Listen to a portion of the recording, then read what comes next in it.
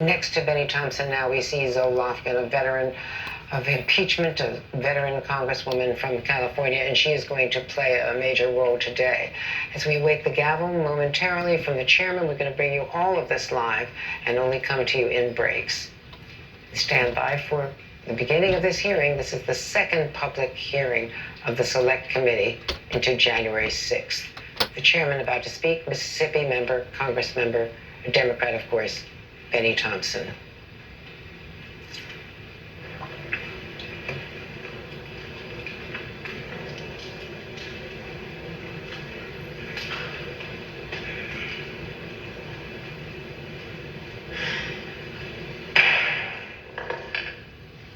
The Select Committee to investigate the January 6th attack on the United States Capitol will be in order.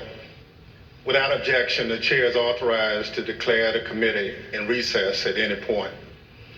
Pursuant to House Deposition Authority Regulation 10, the chair announces the committee's approval to release the deposition material presented during today's hearing. Good morning. Last week, the Select Committee laid out a preview of our initial findings about the conspiracy overseen and directed by Donald Trump to overturn the results of the 2020 presidential election and block the transfer of power, a scheme unprecedented in American history. My colleagues and I don't want to spend time talking about ourselves during these hearings, but as someone who's run for office a few times, I can tell you at the end of a campaign, it all comes down to the numbers. The numbers tell you the winner and the loser. For the most part, the numbers don't lie. But if something doesn't add up with the numbers, you go to court to get resolution. And that's the end of the line. We accept those results. That's what it means to respect the rule of law. That's what it means to seek elective office in our democracy. Because those numbers aren't just numbers, they're votes. They're your votes. They are the will and the voice of the people. And the very least we should expect from any person seeking a position of public trust is the acceptance of the will of the people, win or lose. Donald Trump didn't. He didn't have the numbers, he went to court. He still didn't have the numbers, he lost. But he betrayed the trust of the American people. He ignored the will of the voters. He lied to his supporters and the country. And he tried to remain in office after the people had voted him out and the courts upheld the will of the people. This morning, we'll tell the story of how Donald Trump lost an election and knew he lost an election, and as a result of his loss, decided to wage an attack on our democracy, an attack on the American people by trying to rob you of your voice in our democracy. And in doing so, lit the fuse that led to the horrific violence of January 6th, when a mob of his supporters stormed the Capitol sent by Donald Trump to stop the transfer of power. Today, my colleague from California, Ms. Lofgren, and our witnesses will detail the Select Committee's findings on these matters. But first, I will recognize our distinguished Vice Chair, Ms. Cheney of Wyoming, for any opening statement she'd care to offer. Thank you very much, Mr. Chairman. Last week, as the chairman noted, our committee began outlining a 7-part plan overseen by President Trump to overturn the 2020 election. Today, we will begin looking at the initial part of that plan. President Trump's effort to convince millions of Americans that the election was stolen from him by overwhelming fraud. A federal court has already reviewed elements of the committee's evidence on this point and said this, quote, "In the months following the election, numerous credible sources from the president's inner circle to agency leadership and statisticians informed President Trump and Dr. Eastman that there was no evidence of election fraud," close quote, sufficient to overturn the 2020 presidential election. The court's opinion methodically documents each of the principal reasons for that conclusion, and I would urge all those watching to read it. Today, we will begin to show the American people some of our evidence. Today, you will hear much more from former Attorney General Bill Barr's recorded testimony, and you will hear in greater detail what others in the department told President Trump, that his claims of election fraud were nonsense. You will also hear much more from President Trump's own campaign experts, who had also concluded that his fraud claims could not be supported. Let me focus briefly on just 3 points now. First, you will hear firsthand testimony that the president's campaign advisors urged him to await the counting of votes and not to declare victory on election night.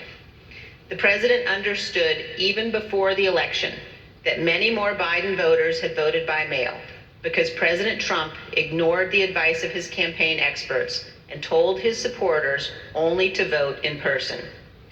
Donald Trump knew before the election that the counting of those mail-in ballots in several states would not begin until late in the day and would not be complete for multiple days. This was expected, reported, and widely known. You will also hear testimony that President Trump rejected the advice of his campaign experts on election night and instead followed the course recommended by an apparently inebriated Rudy Giuliani to just claim he won and insist that the vote counting stop, to falsely claim everything was fraudulent. He falsely told the American people that the election was not legitimate. In his words, quote, a major fraud. Millions of Americans believed him. Second, pay attention to what Donald Trump and his legal team said repeatedly about Dominion voting machines. Far-flung conspiracies with a deceased Venezuelan communist allegedly pulling the strings. This was, quote, complete nonsense, as Bill Barr said. President Trump's own campaign advisors, his Department of Justice, and his cybersecurity experts all told him the same thing. Here, for example, is White House lawyer Eric Hirschman. His view was shared by many of the Trump team whom we interviewed. I thought the Dominion stuff was, I never saw any evidence whatsoever to sustain those allegations. And third, as Mike Pence's staff started to get a sense for what Donald Trump had planned for January 6th, they called the campaign experts to give them a briefing on election fraud and all the other election claims. On January 2nd, the general counsel of the Trump campaign, Matthew Morgan, this is the campaign's chief lawyer, summarized what the campaign had concluded weeks earlier, that none of the arguments about fraud or anything else could actually change the outcome of the election. Generally discussed on that topic was whether the fraud, maladministration, abuse, or irregularities, if aggregated and read most favorably to the campaign, would that be outcome determinative? And I think everyone's assessment in the room, at least amongst the staff, Mark Short, myself, and Greg Jacob, was that it was not sufficient to be outcome determinative. As is obvious, this was before the attack on the Capitol. The Trump campaign legal team knew there was no legitimate argument, fraud, irregularities, or anything to overturn the election. And yet President Trump went ahead with his plans for January 6th anyway. Mr. Chairman, hundreds of our countrymen have faced criminal charges. Many are serving criminal sentences because they believed what Donald Trump said about the election and they acted on it. They came to Washington, D.C. at his request. They marched on the Capitol at his request. And hundreds of them besieged and invaded the building at the heart of our constitutional republic. As one conservative editorial board put it recently, quote, Mr. Trump betrayed his supporters by conning them on January 6th, and he is still doing it. Another conservative editorial board that has long supported President Trump said last week, Donald Trump, quote, won't stop insisting that that 2020 was stolen, even though he has offered no proof that that is true. And this, Donald Trump now, quote, clings to more fantastical theories, such as Dinesh D'Souza's debunked 2,000 mules, even as recounts in Arizona, Georgia, and Wisconsin confirm Trump lost. Those are the correct conclusions to draw from the evidence gathered by this committee. We have much more evidence to show the American people on this point than we can reasonably show in one hearing. But today, we will begin. Thank you, Mr. Chairman. I yield back. Without objection, the chair recognizes the gentlewoman from California, Ms. Lofgren, for an opening statement. Well, thank you, Mr. Chairman. In our opening hearing, we gave an overview of our investigation into the January 6th attack. The plot to overthrow the election was complex and had many parts, which we'll explore in remaining hearings. But today, we examine the false narrative that the 2020 election was, quote, stolen. Former President Trump's plan to overturn the election relied on a sustained effort to deceive millions of Americans with knowingly false claims of election fraud. All elements of the plot relied on convincing his supporters about these false claims. Today, we'll demonstrate the 2020 election was not stolen. The American people elected President Joe Biden. We'll present evidence that Mr. Trump's claims of election fraud were false, that he and his closest advisors knew those claims were false, but they continued to peddle them anyway, right up until the moments before a mob of Trump supporters attacked the Capitol. We'll also show that the Trump campaign used these false claims of election fraud to raise hundreds of millions of dollars from supporters who were told their donations were for the legal fight in the courts. But the Trump campaign didn't use the money for that. The big lie was also a big ripoff. The former president laid the groundwork for these false claims well in advance of the election. As early as April 2020, Mr. Trump claimed that the only way he could lose an election would be as a result of fraud. Do you know the things with bundling and all of the things that are happening with votes by mail, where thousands of votes are gathered, and I'm not going to say which party does it, but thousands of votes are gathered and they come in and they're dumped in a location, and then all of a sudden you lose elections if you think you're going to win. The only way we're going to lose this election is if the election is rigged. Remember that. It's the only way we're going to lose this election. This is going to be a fraud like you've never seen. Did you see what's going on? Take a look at West Virginia, mailmen selling the ballots. They're being sold. They're being dumped in rivers. This is a horrible thing for our country. This is not going to end well. Mr. Trump decided even before the election that regardless of the facts and the truth, if he lost the election, he would claim it was rigged. Mr. Trump was right about one thing. It did not end well. On election night, Mr. Trump claimed even before the votes were counted that his loss was a result of fraud. Now, Thursday, we had testimony from Attorney General Barr about the Department of Justice investigation of Mr. Trump's fraud claims. Barr told Trump directly that his claims were BS. Yet, after hearing the truth and that warning from the AG, Mr. Trump continued to peddle the false claims of fraud. You'll hear detailed testimony from Attorney General Barr describing the various election fraud claims the Department of Justice investigated. He'll tell you how he told Mr. Trump repeatedly that there was no merit to those claims. Mr. Barr will tell us that Mr. Trump's election night claims of fraud were made without regard to the truth and before it was even possible to look for evidence of fraud. Attorney General Barr wasn't alone. You'll see and hear today other Department of Justice officials and senior advisors to Mr. Trump that they told him the claims he was making were not supported by evidence. The election fraud claims were false. Mr. Trump's closest advisors knew it. Mr. Trump knew it. That didn't stop him from pushing the false claims and urging his supporters to, quote, fight like hell, to, quote, take back their country. After he lost the election, various legal challenges were made. You'll hear testimony today from a renowned Republican election litigation lawyer who will explain the normal process by which candidates challenge an election. Rather than accept the results of the election and the decisions of the courts, Mr. Trump pursued a different strategy. He tried to convince the American people the election had been stolen.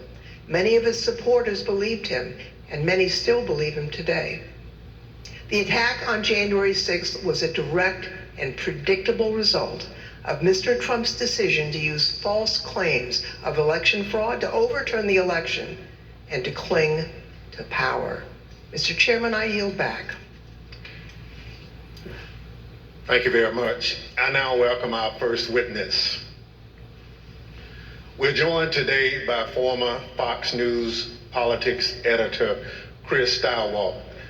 Bill Stepien, President Trump's former campaign manager, was subpoenaed to be here and was in Washington this morning, prepared to testify.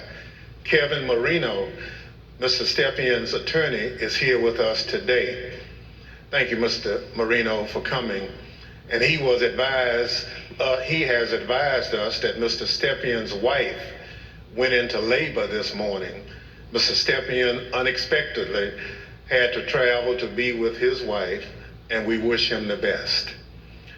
Due to the depth and rigor of our investigation, we've several hours of Mr. Stepien's testimony from when we interviewed him in February, and we will be presenting that testimony today. I'll now swear in our witness. The witness will please stand and raise his right hand. Do you swear or affirm on the penalty of perjury that the testimony you're about to give is the truth, the whole truth, and nothing but the truth, so help you God? Thank you. You may be seated. Let the record reflect the witness answered in the affirmative. I now recognize myself for questions. I want to start by showing a video that tells the story of what was going on in the Trump White House on election night in November of 2020. Do you remember where you were on the night of the election, November the 3rd? I was at the White House. You know where specifically over the course of that night you spent your time within the White House? There was an event that was organized in the residence, so I moved between the residence, a room sort of off the residence where some family members were. I take it the president was upstairs in the residence. He was upstairs. We were kind of on the first floor, so not upstairs. We were with mostly with Ivanka and her brothers and a couple other people who'd be coming in and out. Can you just describe the atmosphere? What were people expecting that night when you got to the White House? I think that there was, typically for people who show up there on election night, it's going to be a self-select, more positive environment. I think people were a little bit nervous, not knowing what was going to happen with the red wave or the red mirage as the debate was being carried out. The Fox News Decision Desk is calling Arizona for Joe Biden. That is a big get for the Biden campaign. Arizona's called. Do you remember that? I do. What do you remember happening where you were when Arizona was called? There was surprise at the call. Who was surprised? Most everyone in the room. Were you being one of them? Yes. Did that shift the atmosphere, the attitude in the White House? Completely. How so? Can you describe that? Because Fox News was the first one to go out and say that. So was it anger kind of directed towards Fox News for making a call more so than like disappointment that maybe the campaign lost Arizona? All the above. So both anger and disappointment? Both disappointment with Fox and concerned that maybe our data or our numbers weren't accurate. Were you in the White House residence during the sort of past midnight into the early morning hours of November 4th? Yes, oh sure. It went over beyond midnight, yes. Do you remember Rudy Giuliani being at the White House on election night and into the early hours the next morning? I do. What do you remember about when he came?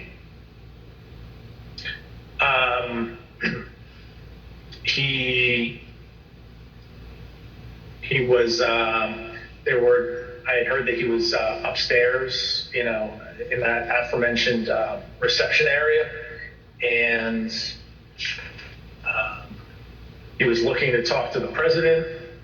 And it was suggested instead that he come talk to several of us down off the map room. You said that you had heard that Mr. Giuliani wanted to talk to the president and then he was directed your way. Did you end up talking to Mr. Giuliani when he was directed your way? I did. What was that conversation? A lot of conversations were directed my way. A few of us, myself, Jason Miller, Justin Clark, and Mark Meadows, gathered in a room off the map room to listen to whatever Rudy presumably wanted to say to the president. Was there anyone in that conversation who, in your observation, had too much to drink? Mayor Giuliani. Tell me more about that. What was your observation about his potential intoxication during that discussion about what the president should say when he's addressed the nation on election night? And the mayor was definitely intoxicated, but I do not know his level of intoxication when he spoke with the president, for example. Were you part of any discussions with the people I mentioned, Mr. Stepien, Mr. Meadows, or anyone else, about whether the president should make any sort of speech on election night? I spoke to the president. They may have been present, but President spoke to the president several times that night. There were suggestions by, I believe it was Mayor Giuliani, to go and declare victory and say that we won it outright. It was far too early to be making any calls like that. Ballots were still being counted. Ballots were still going to be counted for days. And it was far too early to be making any proclamation like that. I remember saying that, to the best of my memory, I was saying that we should not go and declare victory until we had a better sense of the numbers. Okay, can you be more specific about that conversation, in particular what Mayor Giuliani said, your response, and then anybody else in the room's response?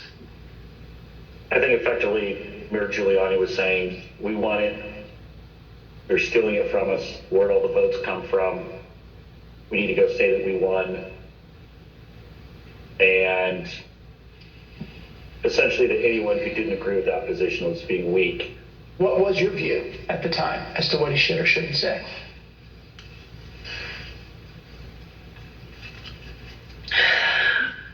I don't know that I had a firm view as to what he should say in that circumstance. The results were still being counted.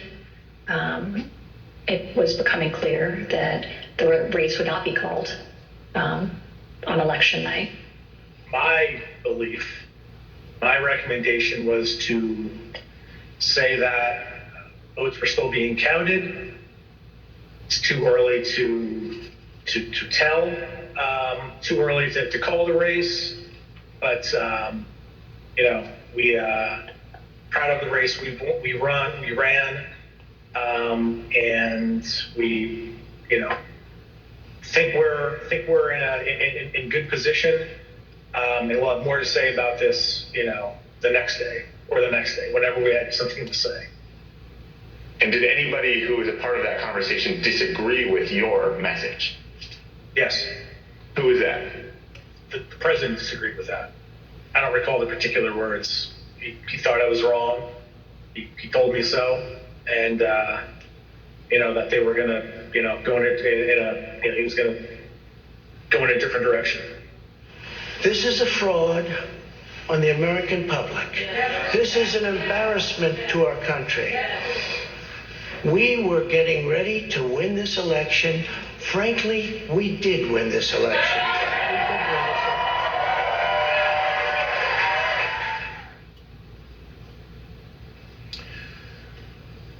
Mr. Steiwalt, did President Trump have any basis to declare victory on November 4th, 2020? Thank you. Mr. Stepien also testified that President Trump had no basis for declaring victory at that point in time.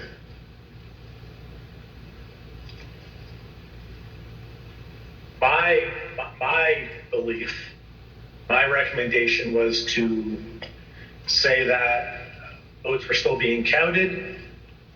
It's too early to tell, too early to call the race, but we proud of the race we ran, and we think we're in good position, and we'll have more to say about this the next day or the next day, whenever we had something to say. Thank you. Mr. Steiwalt, after the votes were counted, who won the presidential election of 2020? Joseph Robinette Biden Jr. of the great state of Delaware. Thank you. That's the bottom line. We've had an election. Mr. Trump lost, but he refused to accept the results of the democratic process. Pursuant to Section 5C8 of House Resolution 503, I now recognize the gentlewoman from California, Ms. Lofgren, for questions. Well, thank you, Mr. Chairman. Mr. Steiwalt, I'd like you to explain a term that was thrown around a lot during the election, and that's the so-called red mirage. What does that mean? So, in the 40 or 50 years, let's say, that Americans have increasingly chosen to vote by mail or early or absentee, Democrats prefer that method of voting more than Republicans do. So basically, in every election, Republicans win election day and Democrats win the early vote. And then you wait and start counting, and it depends on which ones you count first, but usually it's election day votes that get counted first. And you see the Republicans shoot ahead, and then the process of bailing and binding and unbinding all those mail-in votes. And some states like Pennsylvania refuse to count the votes first, so you have to wait for all of that to come in. So in every election, and certainly a national election, you expect to see the Republican with a lead, but it's not really a lead. When you put together a jigsaw puzzle, it doesn't matter which piece you put in first, it ends up with the same image. So for us, who cares? But that's because no candidate had ever tried to avail themselves of this quirk in the election counting system. We had gone to pains, and I'm proud of the pains we went to make sure that we were informing viewers that this was going to happen, because the Trump campaign and the president had made it clear that they were going to try to exploit this anomaly. And we knew it was going to be bigger because the percentage of early votes was higher, right? We went from about 45% of the votes being early and absentee to, because of the pandemic, that increased by about 50%. So we knew it would be longer, we knew it would be more. So we wanted to keep telling viewers, hey, look, the number that you see here is sort of irrelevant because it's only a small percentage of these votes. So this red mirage, that's really what you expected to happen on election night? Happens every time. Thank you, Mr. Steiwalt. Now, I'd like to play a clip of Attorney General Bill Barr, who also explains what was expected to happen on election night. Right out of the box on election night, the president claimed that there was major fraud underway. I mean, this happened, as far as I could tell, before there was actually any potential of looking at evidence. And it seemed to be based on the dynamic that at the end of the evening, a lot of Democratic votes came in, which changed the vote counts in certain states. And that seemed to be the basis for this broad claim that there was major fraud. And I didn't think much of that because people had been talking for weeks and everyone understood for weeks that that was going to be what happened on election night. Mr. Stepien obviously could not be with us today, and it's proper for him to be with his wife as they welcome their child. But he also had discussions with the president about the Red Mirage. That is, that it would be a long night and that early votes would favor him, but that lots more votes would be counted over the course of the night and the days after. So let's play clip 1 from our interview with Mr. Stepien. I recounted back to that conversation with him, in which I said, just like I said in 2016 was going to be a long night, I told him in 2020 that it was going to be a process again, as the early returns are going to be positive, and we're going to be watching the returns of ballots as they rolled in thereafter. So is it fair to say you're trying to present what you thought would be a realistic picture of what might happen over the course of that night, being election night? That night and the days that followed. Yeah, I always told the president the truth, and I think he expected that from me, and I told him it was going to be a process. It was going to be, we're going to have to wait and see how this turned out. So I just like I did in 2016, I did the same thing in 2020. So let's watch a short clip of President Trump speaking after he received that information from his campaign advisors. We want all voting to stop.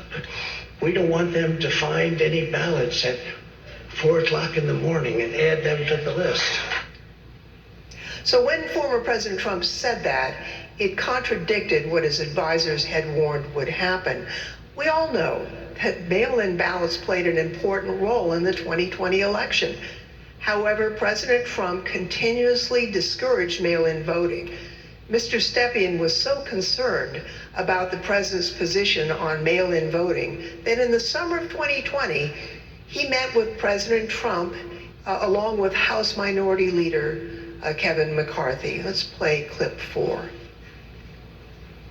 Meeting that was had, in particular, I invited Kevin McCarthy to join the meeting, he being of like mind on the issue with me, in which we made our case for why we believed mail-in voting not to be a bad thing for his campaign. But the president's mind was made up, and he understands, how many times to, go to the well on a particular topic. Yeah, I understand. Tell me a little bit more about the argument that you and Mr. McCarthy made to the president in that meeting as to why it wasn't a bad thing that mail-in voting was available. Largely two pillars to that argument, both of which I've previously mentioned. One, leaving a good deal to chance, pushing or urging your voters to vote only on election day leaves a lot to chance. That's A. And B, also previously mentioned, the fact that the Trump campaign, Republican National Committee, Republican Party, had an advantage of grassroots workers and volunteers on the ground that would allow, an advantage to enhance return rates of ballots that were mailed. Those were the two pillars of the argument. I see. And what, if anything, do you recall Representative McCarthy saying during that meeting? We were echoing the same argument. I mean, his words echoed mine, and vice versa on those two topics. Mr. Stirewalt, you were at the decision desk at Fox News on election night, and you called Arizona early for President Biden, which was controversial. How did you make that call, and where did you think the race stood in the early hours of the next day? Well, it was really controversial to our competitors who we beat so badly by making the correct call first. Our decision desk was the best in the business, and I was very proud to be a part of it. Because we had partnered with the Associated Press and the National Opinion Research Center at the University of Chicago, thanks to my colleague and friend Arnon Mishkin, had built a wonderful device for forecasting the outcomes of elections. So we had a different set of data than our competitors did. We had more research, and we had a better system, and we had a great team. So what you're waiting to see is, do the actual votes match up with the expectations in the poll? The real votes are testing the quality of your poll in targeted precincts and in targeted places. And let me tell you, our poll in Arizona was beautiful, and it was doing just what we wanted it to do, and it was cooking up just right. And at some point, and I forget exactly who, but at some point it became clear that Arizona was getting ready to make a call. So my boss, Bill Salmon, said, we're not making any call until everybody says yes, because that was always our policy, unanimity. And you have to understand, or in this room, you have, the best people from academia, Democrats, Republicans, a broad cross-section of people who had worked together for a decade, who are really serious about this stuff. So we knew it would be a consequential call because it was one of 5 states that really mattered, right? Wisconsin, Michigan, Pennsylvania, Georgia, Arizona were the ones that we were watching. We knew it would be significant to call any one of those 5, but we already knew Trump's chances were very small and getting smaller based on what we had seen. So we were able to make the call early. We were able to beat the competition. We looked around the room, everybody says yay, and on we go.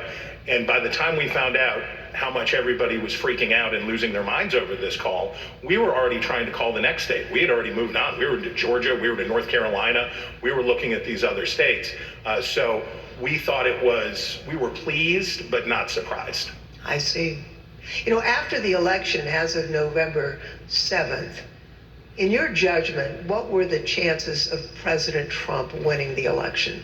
After that point? Yes. None. I mean, I guess it's always possible that you could have, a truckload of ballots be found somewhere, I suppose. But once you get into this space, ahead of today, I thought about what are the largest margins that could ever be overturned by a recount, and the kind of stuff that we heard Mike Pence talking about, sounding like a normal Republican that night when he said, we'll keep every challenge. Nothing like that. In a recount, you're talking about hundreds of votes. When we think about calling a race, one of the things that we would think about is it outside the margin of a recount? And when we think about that margin, we think about, in modern history, you're talking about 1,000 votes, 1,500 votes at the way, way outside. Normally, you're talking about hundreds of votes, maybe 300 votes that are going to change. So the idea that through any normal process in any of these states, remember, he had to do it thrice, right? He needed 3 of these states to change. And in order to do that, I mean, you're at an infant. You're better off to play the Powerball than to have that come in. On November 7th, the other major news outlets called the race for President Biden. Now, Mr. Stepien told the committee that he thought the odds were, and this is a quote, very, very, very bleak, and held a meeting with the president that same day. Let's show clip 8. Video clip 8. I mean, with each day that wore on, I mean, the trajectory of the race, on election night, Trump ahead in many states, and as that week wore on, as the 3rd became the 4th, became the 5th, and so on and so forth, and the vote by mail ballots were tabulated, Trump's lead, grew more narrow, and in some places, Biden surpassed, Trump in the vote totals. So as the week wore on, as we paid attention to those numbers multiple times a day, internally, I was feeling less confident for sure. What was your view on the state of the election at that point? very, very, very bleak. We told him, the group that went over there outlined, my belief in chances for success at this point, and then we pegged it at 5, maybe 10% based on recounts that either were automatically initiated or could be initiated based on realistic legal challenges, not all the legal challenges that eventually were pursued. But it was my belief is that it was very, very 5 to 10%. It's not a very good optimistic outlook. Now, as President Trump and others continued to claim that the election was stolen, there were lawyers who were a part of the campaign lawyers, who were responsible for investigating the fraud claims. That includes Alex Cannon, who could not validate the claims that were being made, including those being made by the president. Let's roll video 13. This is an email. It's 2 emails, actually. The first is from Alex Cannon to you and Faith McPherson, and then you forward that email on to Mark Meadows, Justin Clark, and Jason Miller, the subject being AZ Federal ID Voters. If you look at the original email there, it says, Bill, we completed the AZ analysis you requested. I assume that's about Arizona. And because of the substantial uncertainty surrounding the databases, this is a highly unreliable way to identify ineligible voters. Can you explain the task that you gave to Ms. Cannon for this Arizona analysis? Sure. Previously, I described some of my frustration with some of the claims that people would throw at President Trump regarding, you need to look at this, this happened in this state, or that happened in that state. And it would be, those would flow to us to look into. I talked about that before, I think. Yep. This is an example of that. I recall in Arizona, someone had thrown out, I believe this to be the claim, that there were thousands of illegal citizens, people not eligible to vote, having cast their ballots in Arizona. Someone had thrown out that claim to President Trump. And with, the margins being as close as they were, as I previously described, that could potentially matter. So this wild claim is thrown out, which, on its face didn't seem, realistic or possible to me. I asked Alex to look at the claim, and I haven't read this full email, but I recall the response to that. The reality of that was not illegal citizens voting in the election. I think it was like overseas voters voting in the election. So obviously, people who were eligible to vote. When these findings were passed up the chain to President Trump, he became frustrated and he replaced the campaign's legal team. Let's play clip 14. I think the president, it was during the second week where things like you displayed were occurring, where he was, growing increasingly unhappy with, his team, me, less so because I was less involved at this point, but still me, growing increasingly unhappy with Justin Clark, and that kind of, paved the way for, Justin to be moved out and Mayor Giuliani to be moved in as the person in charge of, the legal side of the campaign, and for all intents and purposes, the campaign at that point.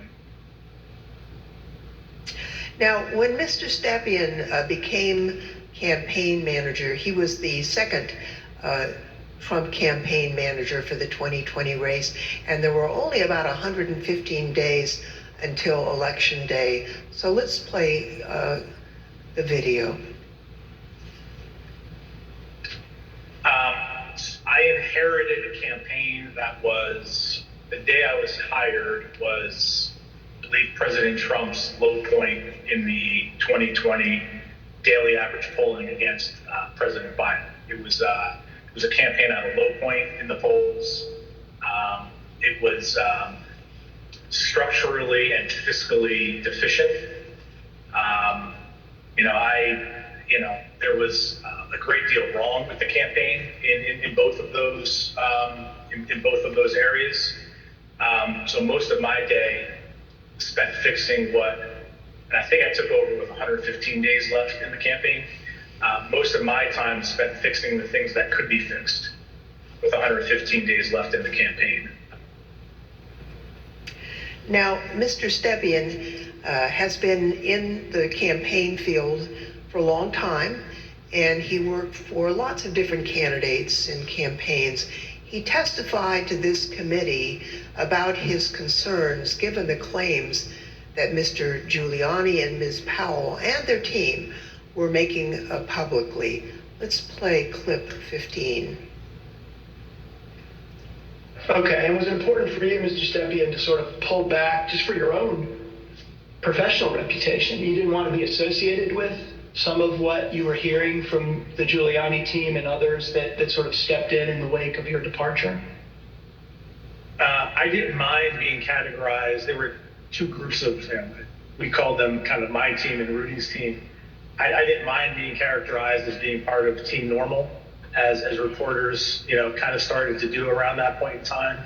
I said, hours ago, early on that, I've been doing this for a long time, 25 years, and I've spanned, political ideologies from Trump to McCain to Bush to Christie, and I can work under a lot of circumstances for a lot of varied, candidates and politicians, but a situation where, and I think along the way I've built up a pretty good, I hope, a good reputation for being honest and professional, and I didn't think what was happening was necessarily honest or professional at that point in time. So that led to me stepping away. So the president did get rid of Team Normal, and I'd like to play a clip showing that the president found the people he needed to perpetuate his claims of fraud. They saw a big truck bringing in 100,000 ballots in garbage cans, in waste paper baskets, in cardboard boxes, and in shopping baskets. And every single one of them was for Biden, because they were being notified by Smartmatic in Frankfurt that Biden was way behind, and they better come up with a lot more ballots. And we can prove every single thing I just said. If you gave me the paper ballots, I could probably turn around each one of these states. I'm absolutely convinced if you let me examine each one of those ballots, I'd pull out enough that were fraudulent that it would shake the hell out of the country. It can set and run an algorithm that probably ran all over the country to take a certain percentage of votes from President Trump and flip them to President Biden, which we might never have uncovered had the votes for President Trump not been so overwhelming in so many of these states that it broke the algorithm. I remember that one of the things Mark said at some point was, you can't show an actual vote was flipped, which I found at the time to be a remarkable assertion, because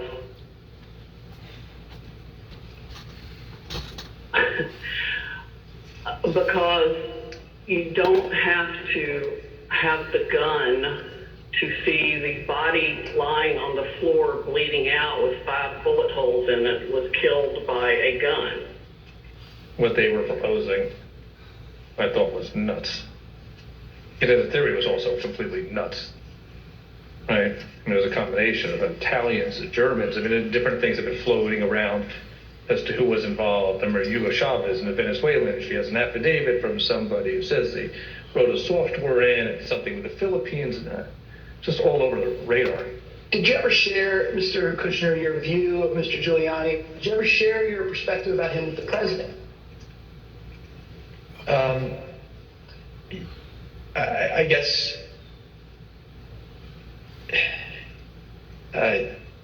yes. Tell me what you said. Basically, not the approach I would take if I was you.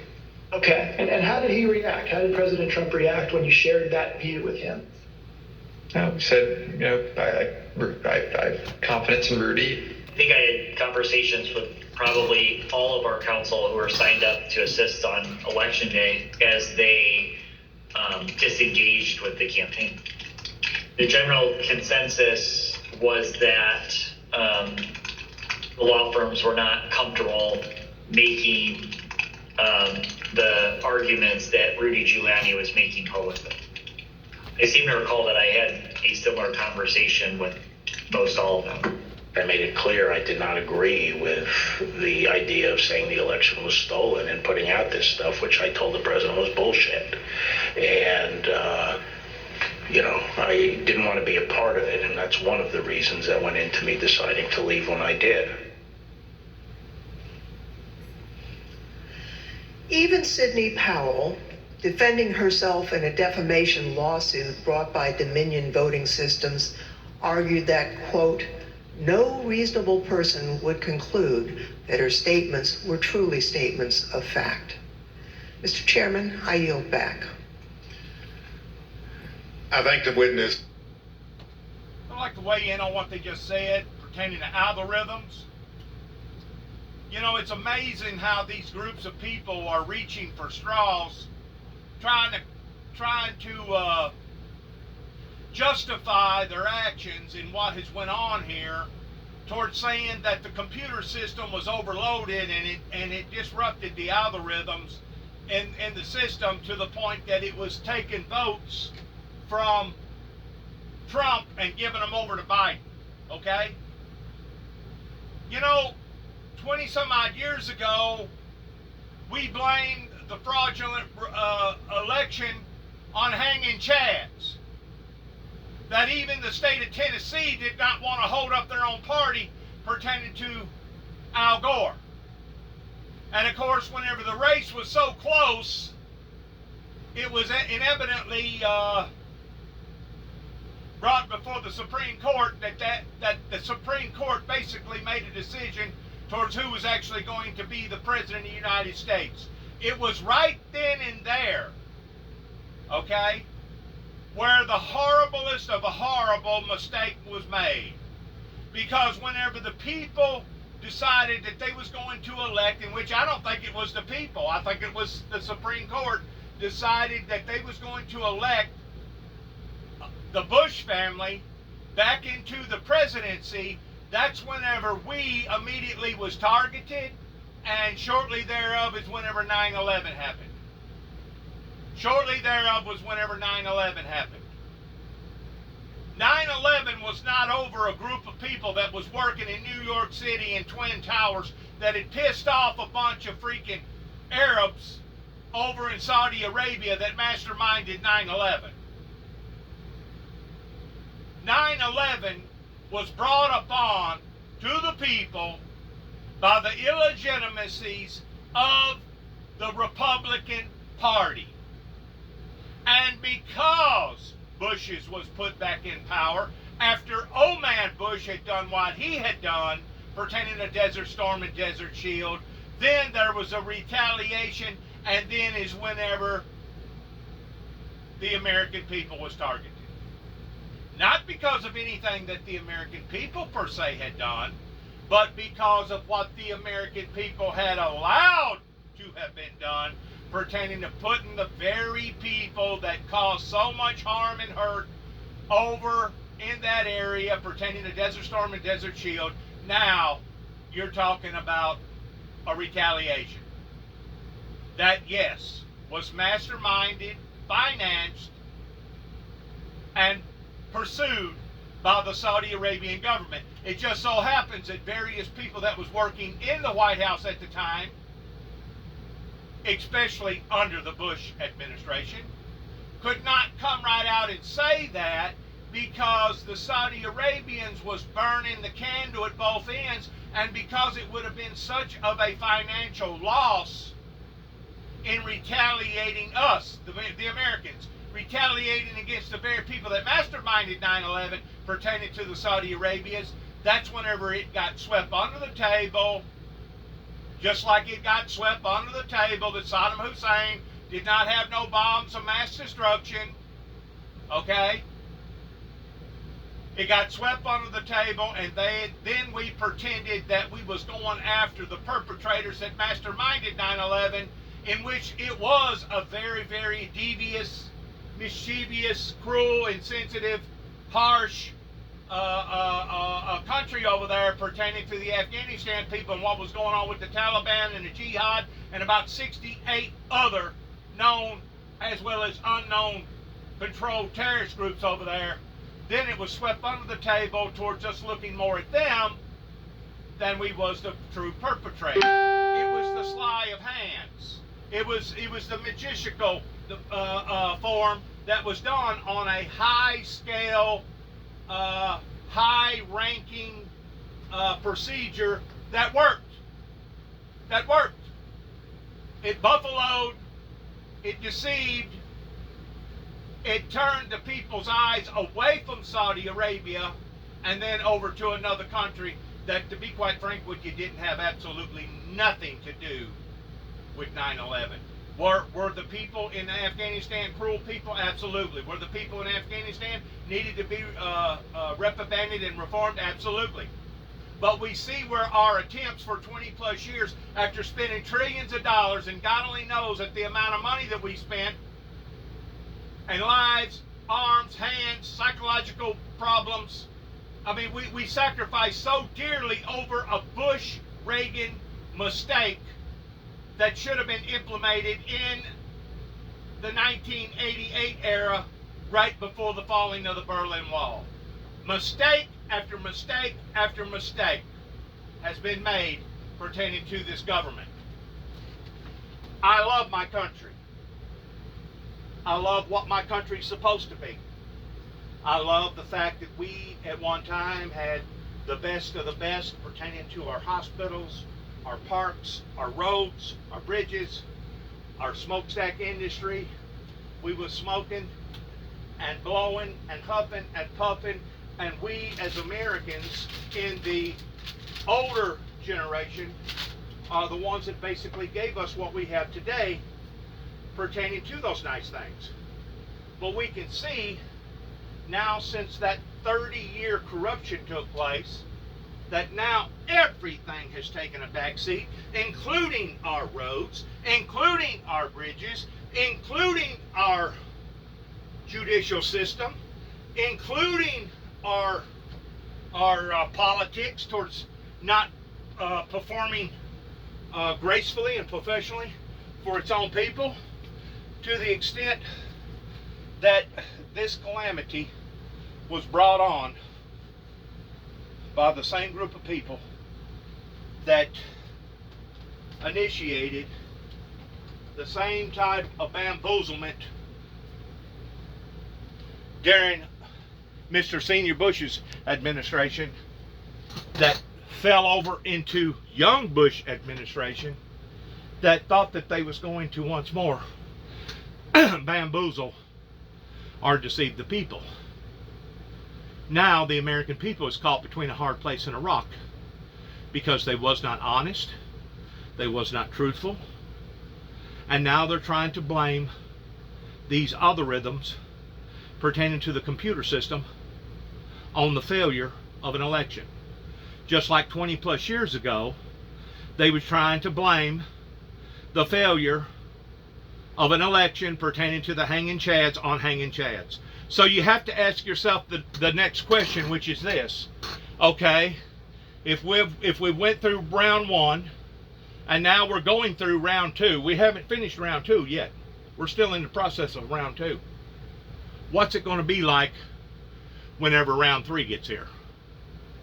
Because according to the Bush administration, 3 strikes and you're out. 3 strikes and the United States federal government, state governments, local governments is out. Because now you have made a failure to the American people on 3 different levels just within the past 30 some odd years. So you have to ask yourself a question pertaining to these illegitimate, made up, profound excuses, and that's exactly what they are, that I believe that manifested itself. The core of origin was right here in the state of Tennessee. Not only what went on in my personal life here in Northwest Tennessee, but what went on in the state of Tennessee pertaining to a group of people that would not support their own man, going back to the baby boomers, going back to that group of people that had the reins in their hands. They could have grabbed the bull by the horns in initiating all this stuff with these radical, catastrophic natural catastrophes that now this group of people is having to work through and work out. In other words, the areas that they failed in, now we're having to pick back up on. And not just did they fail in those areas, but they failed in so many other areas that has basically perverted our great nation over here to the point that we're seeing all this school violence and all this gun violence and all this drug overdosing and all these people committing suicide. You know, if you continue to keep giving the people an environment that is not fitting to live in, then you're going to continue to manufacture a group of people that the way that they look at it, because they don't have a big bank account, because they don't have a rainy day for all else fails, they don't have already some sort of, you know, established assets pertaining to TVs and microwaves and homes and cars and jewelry and clothes and lamps and etc. Whenever you take that privilege away from that generation, then you know what fills that gap? Suicide, violence, hostility, major excessive gun violence here in the land. It's one thing to look at one problem at a time. It's one thing if you're an investigator or a detective and you're trying to put together a puzzle. And you put this piece together and that piece fits and this piece fits and that piece fits. Well, if it looks like a duck, quacks like a duck, it must be a duck. But in order to put the full perspective of what has happened here in the United States, and I continue to keep saying this again and again and again, and obviously it must be going through one ear, not the other. But whenever you put all the dots together and you trace all the leads, guess where it goes back to? It goes back to the Republican Party, Ronald Reagan, and Mr. Bush, that was the vice president at that time, that failed to meet their requirements to the American people by being honest and truthful and coming up with their own ideology that has costed us, not only with 9/11, not only with a 20-year war that's been thrown to the dogs and all the sacrifices that went along with it, but now putting us in the precarious spot where we're at pertaining to Putin and the gas going up and everything, with wheat not being available, fertilizer going, tripling. I could go on and on. What the Republican Party has done, and now they're trying to come up with this ideal and get the people to swallow this pill. Well, it was algorithms. It had something to do with the computer. Well, you know what? If the computer is this stupid, maybe we need to go back to counting the freaking Chads. Maybe we need to disregard the computer. But see, we can't do that now because now we've done swallowed into that entrapment, hook, line, and sinker, towards the computer now operating cities, states, countries, all on these algorithms that they're talking about. And until somebody goes in there and modifies the system, as far as I'm concerned, they have brought a Trojan horse into our lives that gave the appearances at first towards it being wonderful and nice. One of the grandest things since the beginning existence of toilet paper.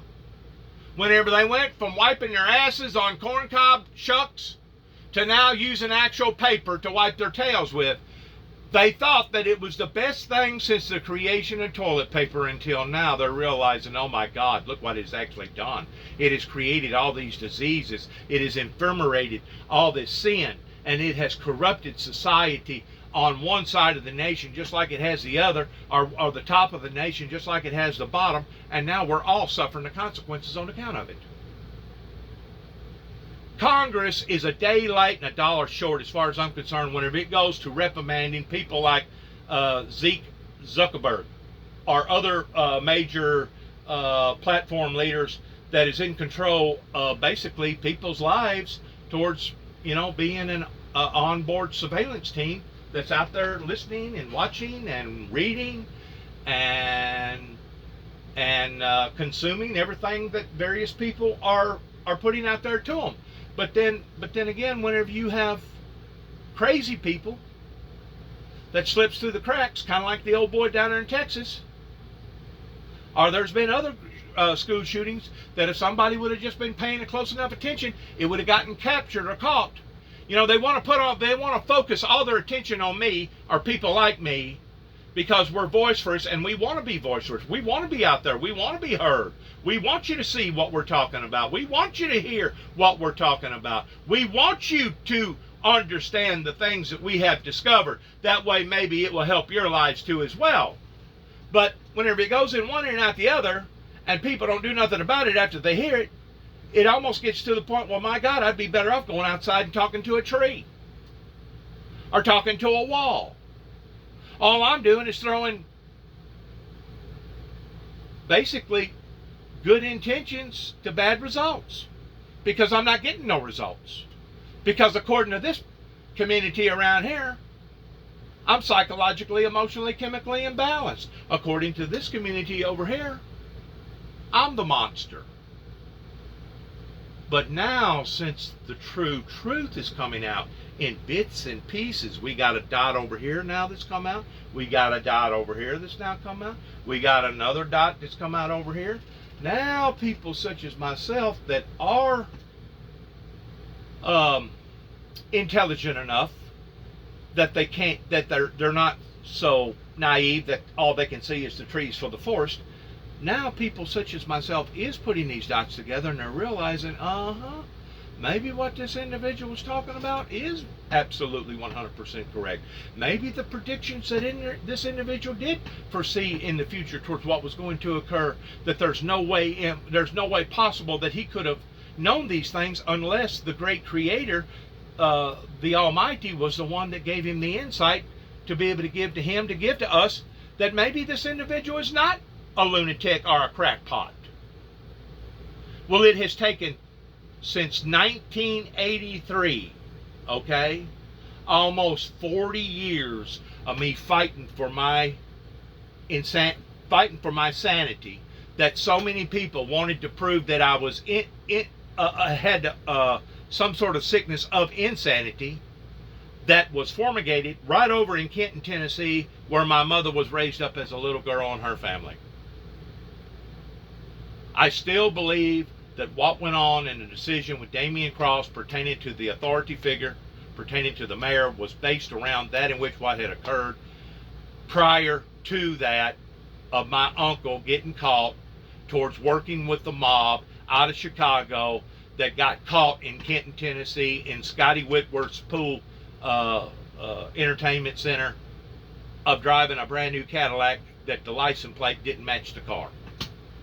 I still think what went on with the officials in Kenton, Tennessee was the results of something that went on in the Jordan family on my mother's side that I basically paid for. Because Don Curry knew daggum good and well that my father was brutal and he was out of touch with reality pertaining to his anger management issues, and probably at that time, I'm going to say 95% of the neighborhood within a 10 to 12, 15 mile radius knew it too as well. That's how open it was. It wasn't like that the family was being abused and our father was trying to keep it secretive towards doing it in behind closed doors. No.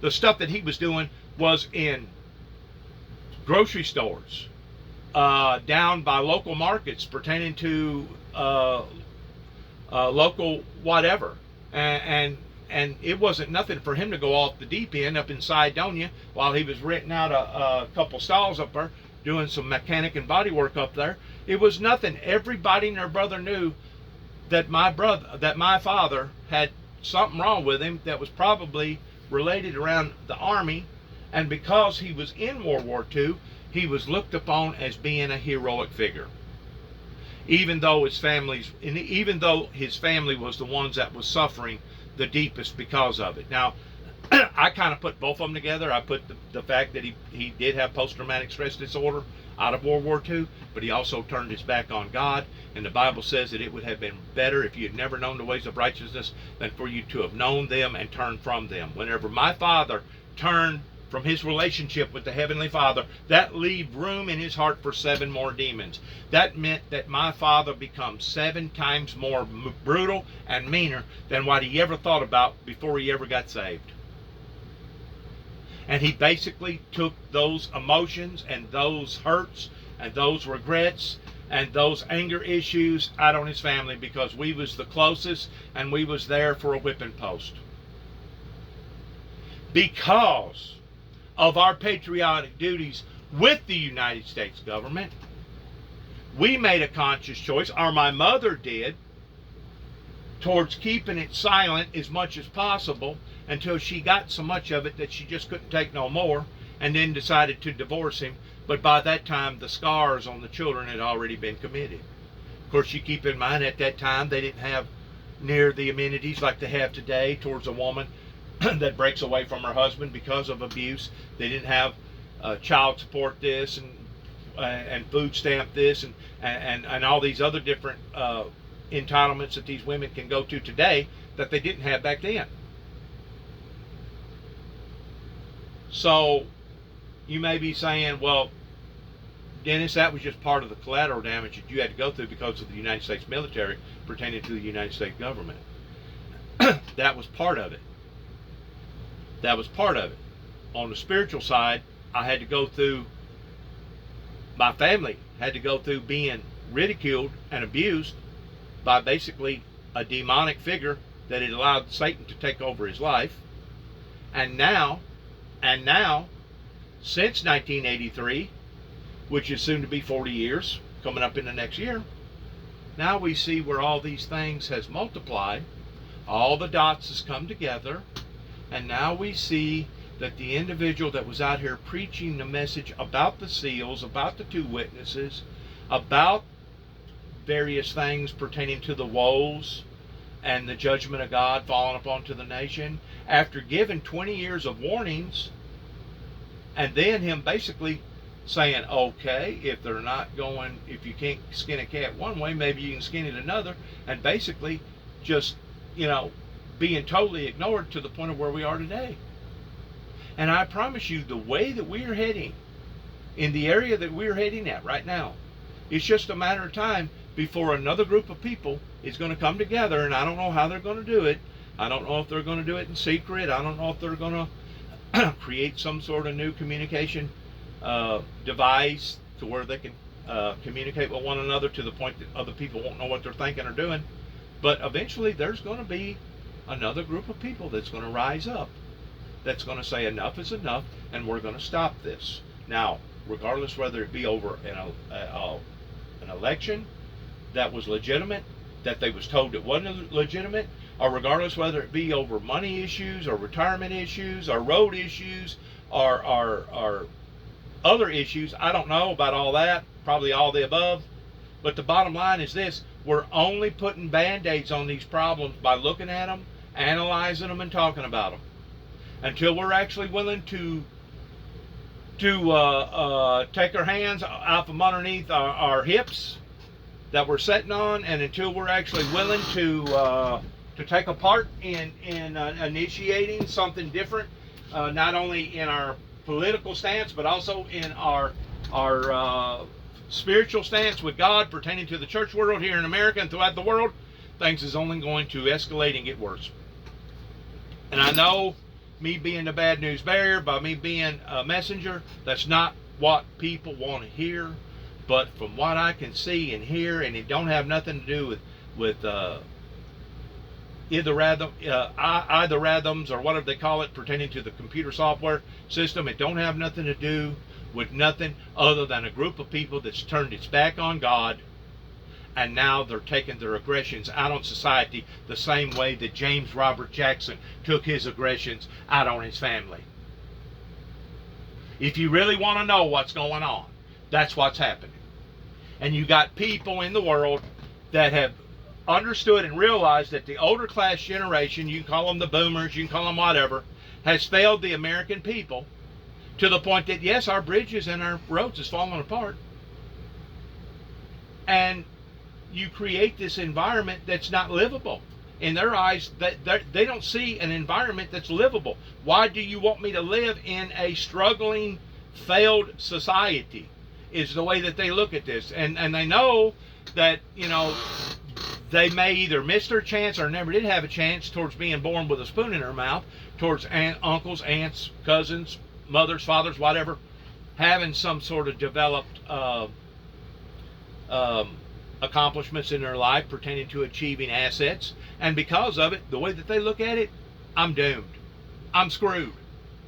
And the people that screwed me was the very people that now are sitting in these nice homes, driving these nice cars, that has these nice bank accounts. These are the people that has caused this environment to now invade our lives. So what does those people do?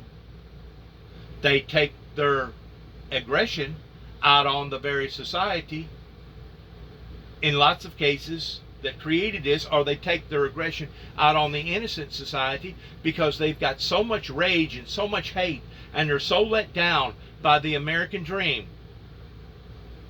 that they really don't know what to do with themselves. And basically, whenever they get through doing what they're doing, kind of like the individual in Tulsa, Oklahoma, that obviously was in so much pain, he felt like the doctor either created that pain or the doctor was letting him down by not doing nothing about that pain. And because of it, he went in and not only killed the doctor, but 2 or 3 nurses, the receptionist, and then put a gun to his own self and killed himself. Because at that point in time, the way that he looked at it, he was already screwed. He was screwed not only because of the operation, but he was screwed that he had a bad doctor. In his eyes, he had a bad doctor that wasn't willing to do nothing about his excessive pain. And because he was hurting so badly, he lashed out with the very pain that he was feeling. And there's all kinds of different pain. It don't have to be physical pain. It can be spiritual pain. It can be emotional pain. It can be financial pain. It can be all kinds, social pain. It can be political pain. There's all kinds of different pain out there, okay? But this man had so much rage and so much pain that he was going to make some people feel the very same thing that he was feeling, which was anguish and pain, and went into that hospital with the full intentions of not only going to take their lives, but take his own. In other words, he was going to go out in a blaze of glory, but by doing so, he was going to take those that embarked up into his life with him. Now, I'm not saying that what he done was right, because I don't believe in that type of vindication, because the Bible says that vengeance is mine, saith the Lord. Okay? But there does come a time whenever people has that breaking point that enough is enough, and they're no longer going to sit back and wait for the Lord to vindicate them. They're going to vindicate themselves. And I tend to wonder if that's where we are now today as a country, especially whenever we continue to bring up the faults again and again and again towards putting the evidence out there. Here's this dot, here's this dot, here's this dot, here's this piece of the puzzle. And nobody's willing to get in behind us towards saying, well, you know what, I see the exact same thing. I understand where you're coming from. You're not just looking at one problem, you're combining all the problems. And you're going back to the initial problem that started all this to begin with, going back to the core of origin of whenever America obviously took a left turn whenever it should have took a right. And if the truth be known, this was the third strike, okay? Because strike number 1 was what initiated in 1988. If the truth be known, we're on the third strike. I don't know where this is heading, But I know this, it's not a pretty sight, especially whenever you're involved in a country that's 22, $23 trillion in debt, and there's nobody out there with an ideal or a dream or a vision to say this is where we need to go. This is what we need to do. And I feel like that's one area that, yes, Biden, the president that's in presidency right now, the sitting seat of American president right now, that he has this vision towards turning this around, towards getting off of crude oil and depending more on other sources of energy such as wind, solar, battery, hybrid, nuclear. I think he's got the right ideal. It's just it's like a day late and a dollar short. A day late and a dollar short, and of course, whenever you got somebody like Donald, I hate to use the word, Donald McDonald, or whatever you want to call him, that basically heisted everybody up, revved them up, kind of like the Jerry Springer show, and people fell into that deception. Now you have what you have today that is being demonstrated and illustrated right in front of our very, very eyes. Wow. Do you not think that our ancestors is rolling around in their graves? As I have said before, you go back even as little as 100, maybe 110, 120 years ago, in the early 1900s, they was still hanging people for stealing people's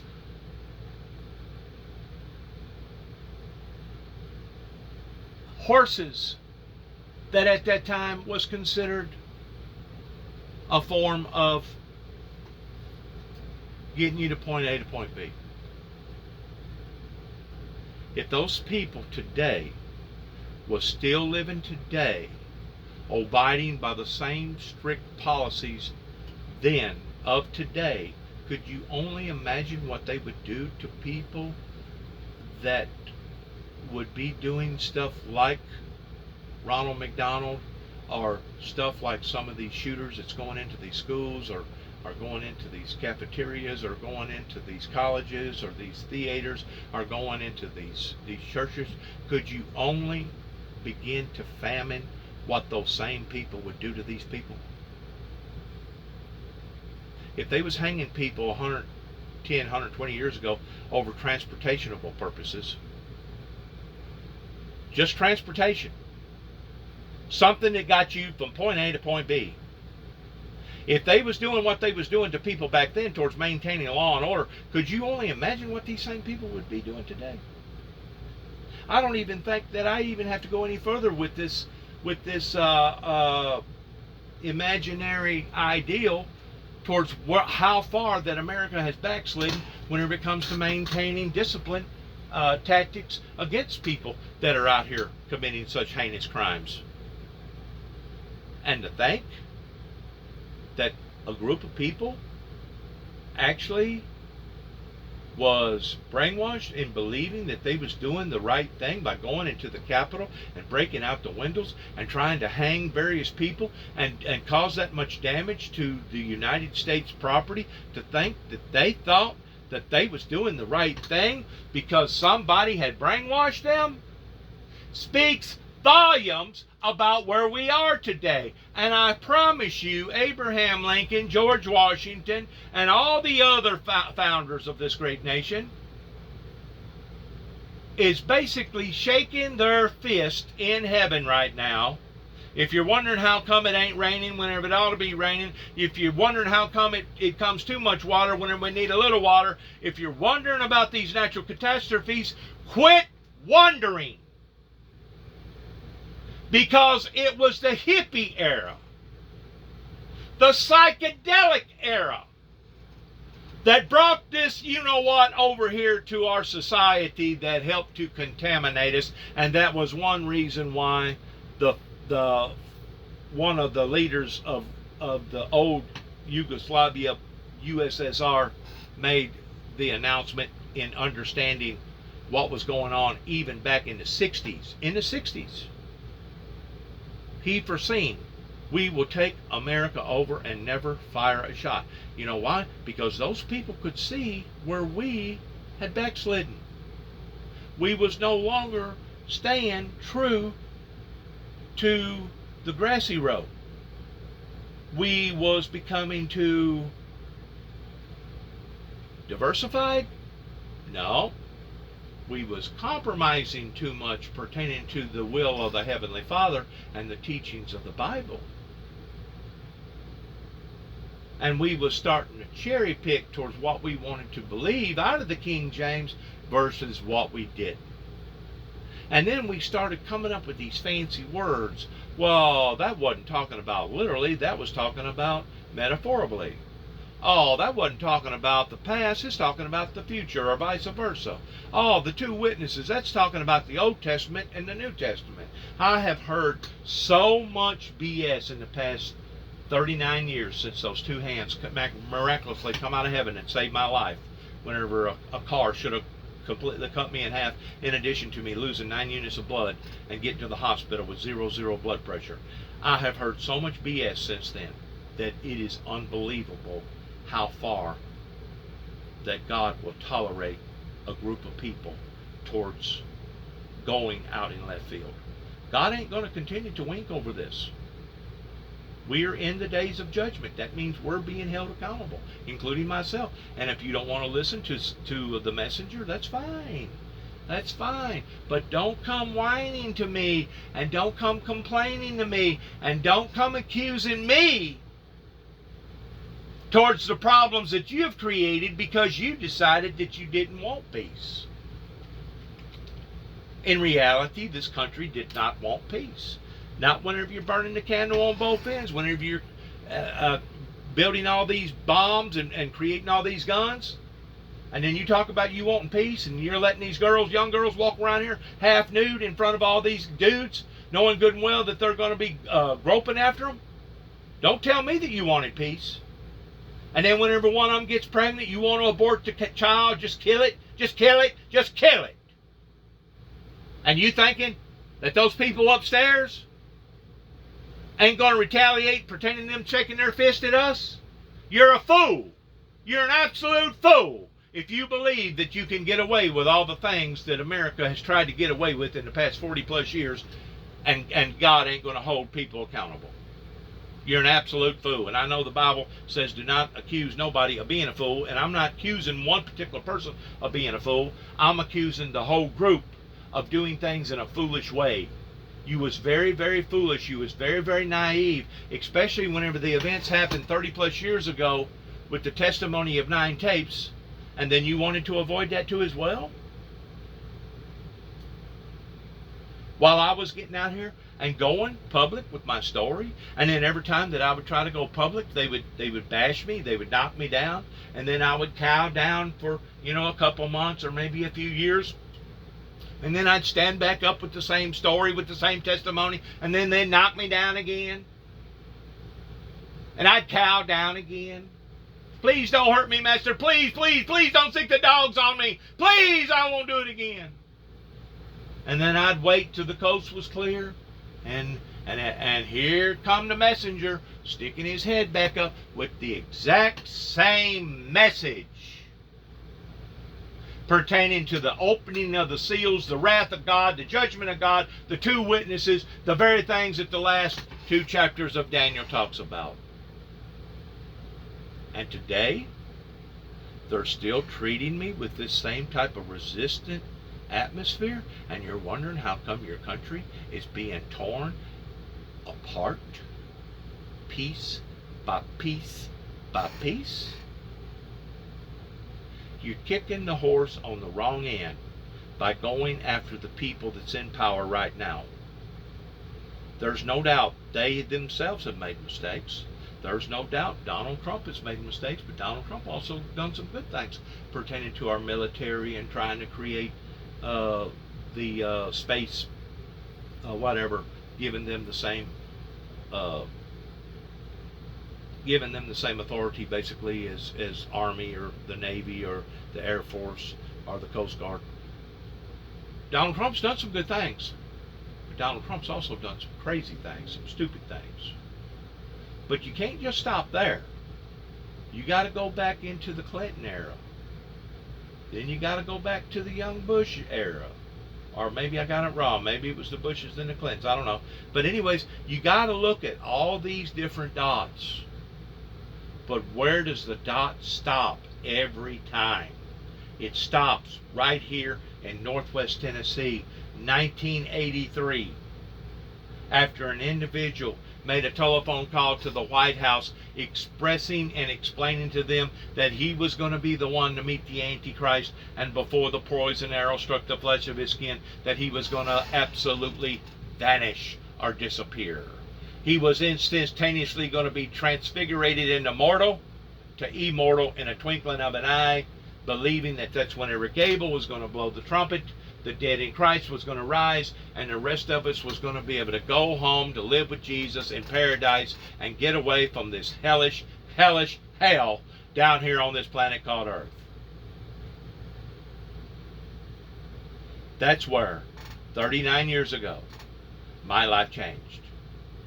And it didn't change because I was trying to make it change, or I was ignorant or careless in making it change towards, getting out here, getting on a bunch of drugs, or getting out here and being a rapist, or being a murderer, or being a hijacker, or stealing cars, or making counterfeit money.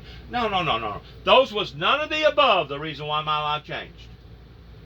The reason why my life changed was because two hands miraculously come out of heaven that spared my life. That rightfully, I deserved not only to die, but I deserved to go to a devil's hell, because I was that far out of focus with my personal relationship at that time with my Heavenly Father. Now the whole country's out of focus. Now we're doing the blame game.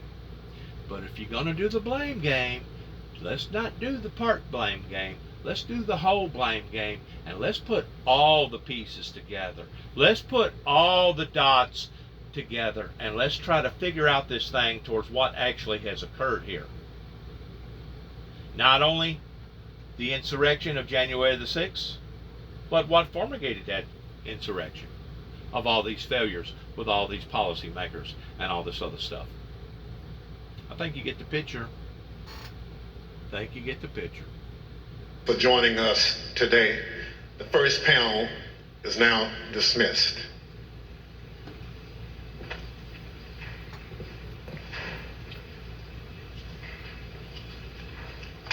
To me, this is more serious than the Cuban crisis.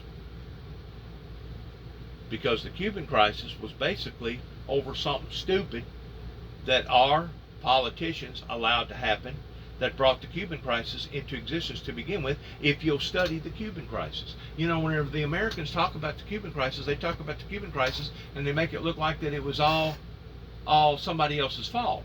Well, if you really get to looking towards what the Americans done that prompted that in pointing missiles at Russia right in their backyard, you'll realize why that Cuban crisis ever got that far out of hand to begin with. But to me, this is even worse than the Cuban crisis, because you can kind of halfway understand or accept that you got enemies, you got adversaries out there that are wanting to do you harm. They really are. They're wanting to do you harm. They're wanting to destroy our way of life here in America, because they're jealous, because they don't believe in what we believe in. They're a social country, or they're a communist country, whatever. But to think that we have allowed for the fox to get in the chicken coop, this is right here in our back doors. This is amongst us. This is down the road in our churches and in our city halls and in our courtrooms. This is in the environment of the rest of us. So to me, this is worse than 9/11. It's worse than what happened pertaining to Oklahoma bombing. It's worse than the Cuban crisis, because now we have a disturbance fundamentally, internally, amongst our own people. Now, who has created this? Who has done this? The metaphorically answer is Satan and the demonic kingdom. The spiritual answer is Satan and the demonic kingdom. But now, from a political perspective, who has actually done this? It falls right back into the laps of the Republicans, the Republicans, the Republicans. The Republicans that done what they done by cheating on the hanging Chad election that formigated 9/11 because of the people that they'd already priorly pissed off. And, you know, I could go on and on and on. I mean, I'm just repeating myself here. Republicans.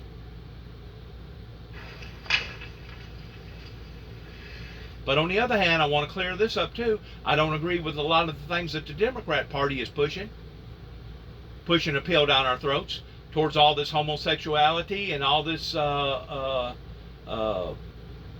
drag queen cross-dressing GQS community, or what do they call it? I don't agree with all that neither. I do agree that people got a right to live the way that they want to live, but they shouldn't have the right to funnel it in front of us to the point that now you're perverting or influencing our children. And we didn't want our little Johnnies to be homosexuals. We didn't want our little Sallys to be lesbians as far as being a carpet diver. But now, because you're flaunting it in front of everybody so harshly and so openly, now you're contaminating all of us. That's where America is going to have to stand up and say, you know what? We're not going to do this no more.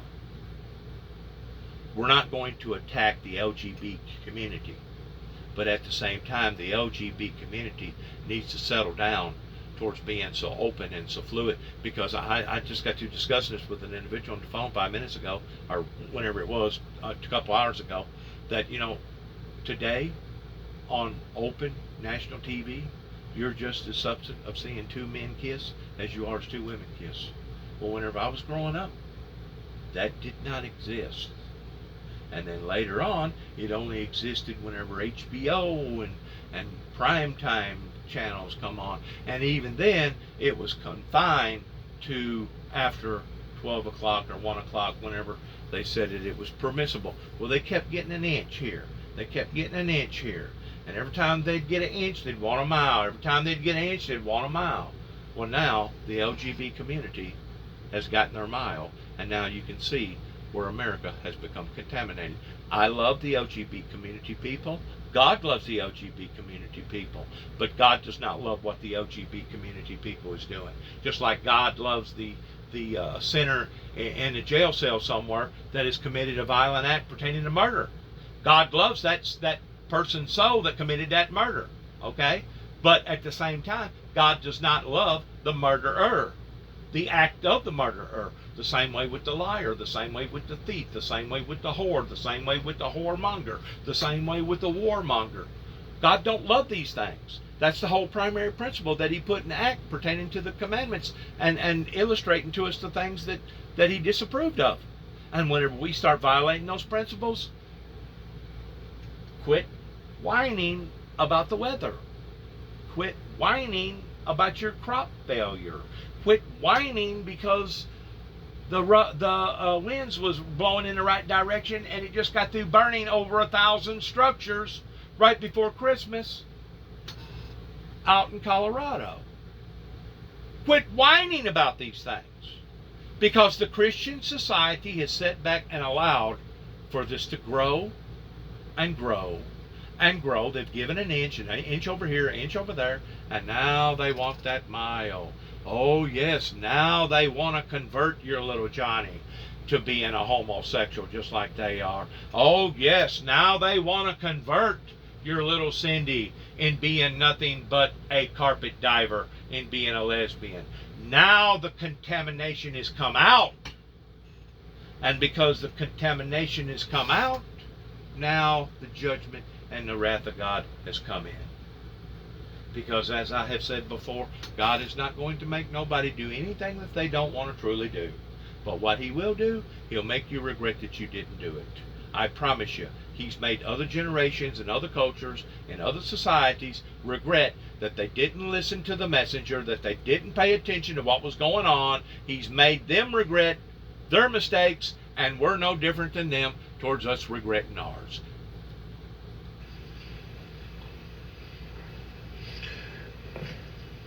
Without objection, the chair recognizes the gentlewoman from California, Ms. Lofgren. Thank you, Mr. Chairman. Last week, we presented the testimony of former Attorney General Bill Barr, who testified before this committee.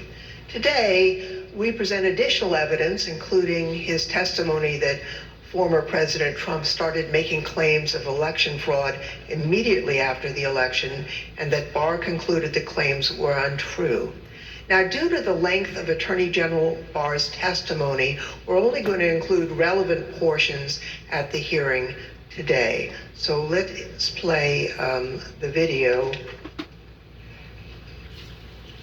The department, in fact, when we received specific and credible allegations of fraud, made an effort to look into these to satisfy ourselves that they were without merit. And I was in the posture of trying to figure out, there was an avalanche of all these allegations of fraud that built up over a number of days, and it was like playing whack-a-mole because something would come out one day and then the next day it would be another issue.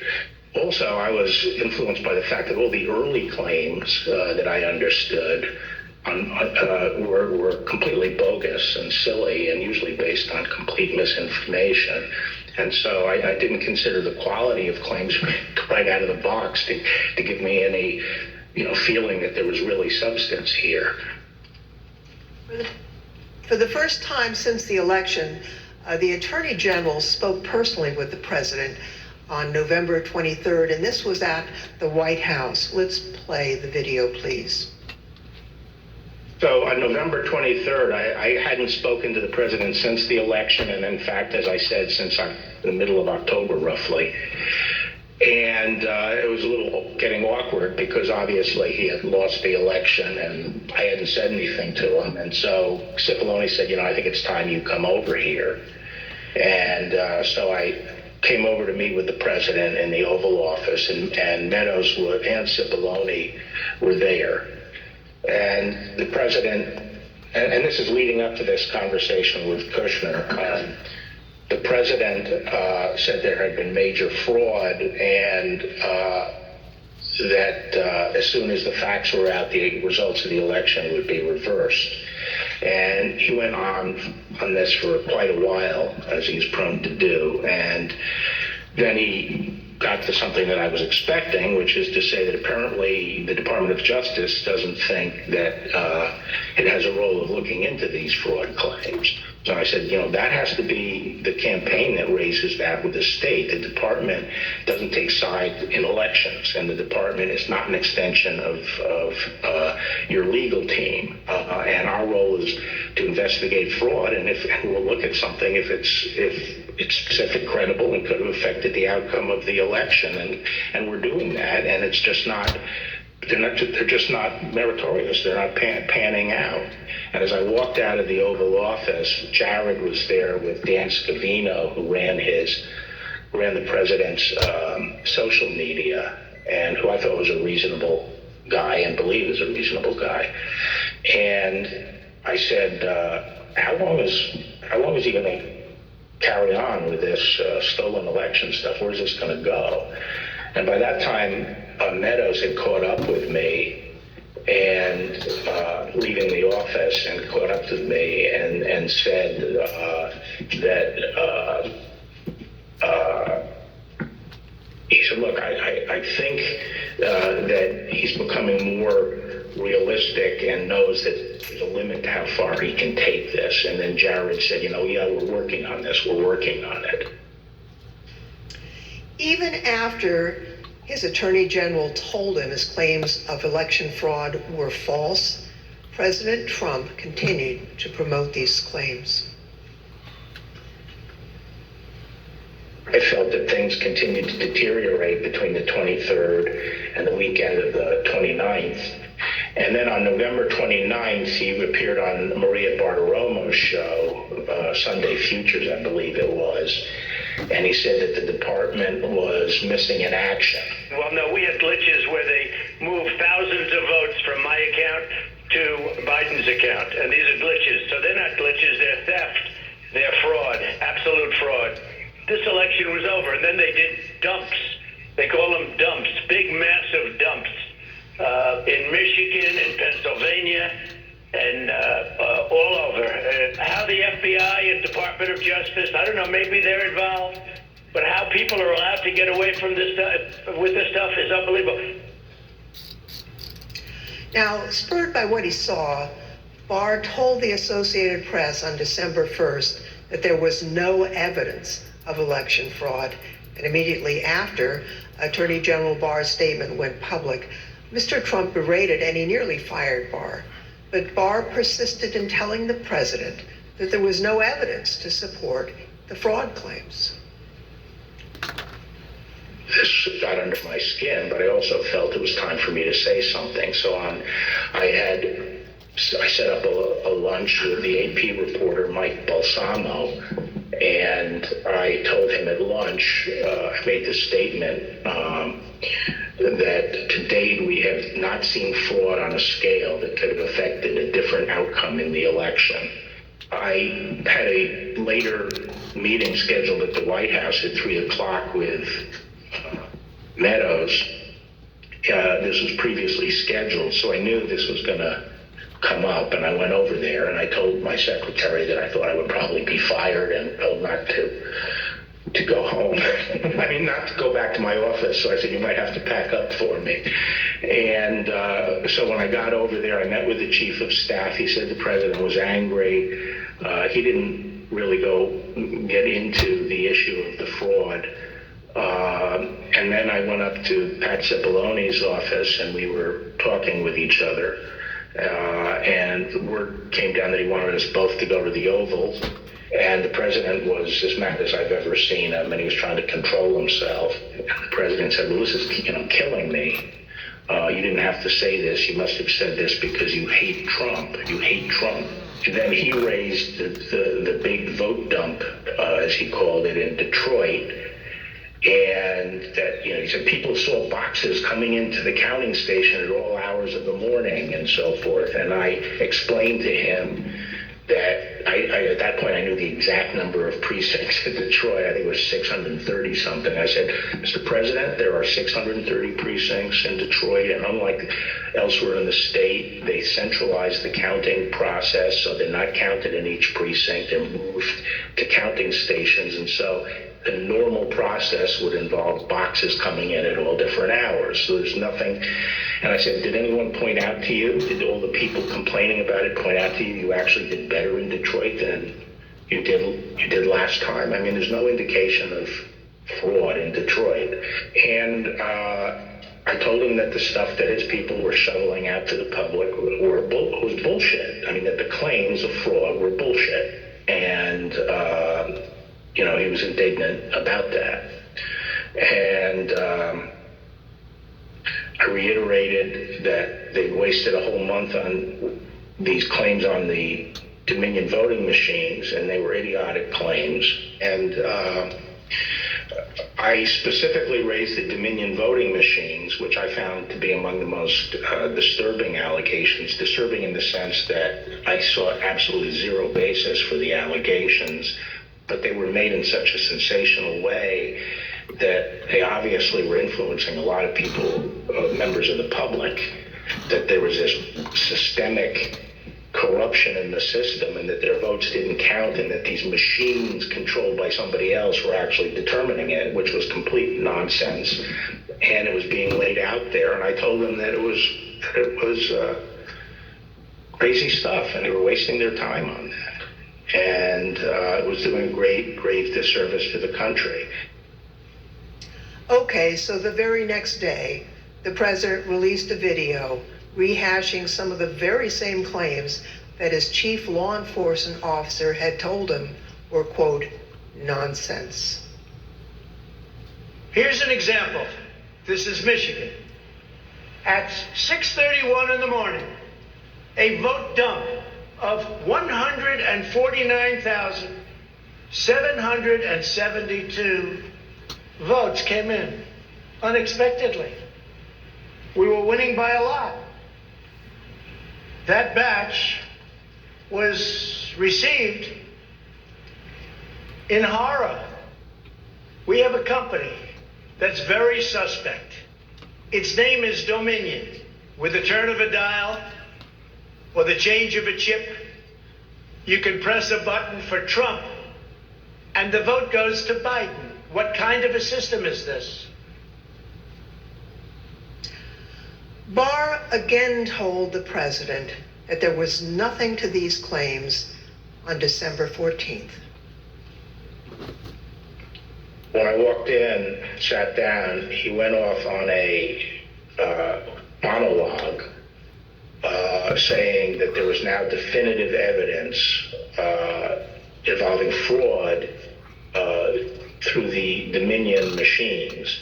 And a report had been prepared by a very reputable cybersecurity firm, which he identified as Allied Security Operations Group, and he held up the report, and then he asked that a copy of it be made for me. And while a copy was being made, he said, this is absolute proof that the Dominion machines were rigged.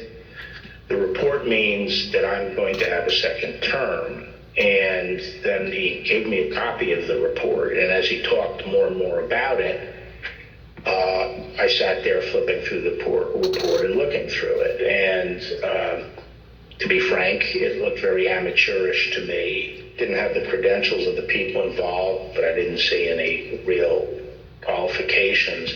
And the statements were made very conclusory, like, these machines were designed to, engage in fraud or something to that effect, but I didn't see any supporting information for it.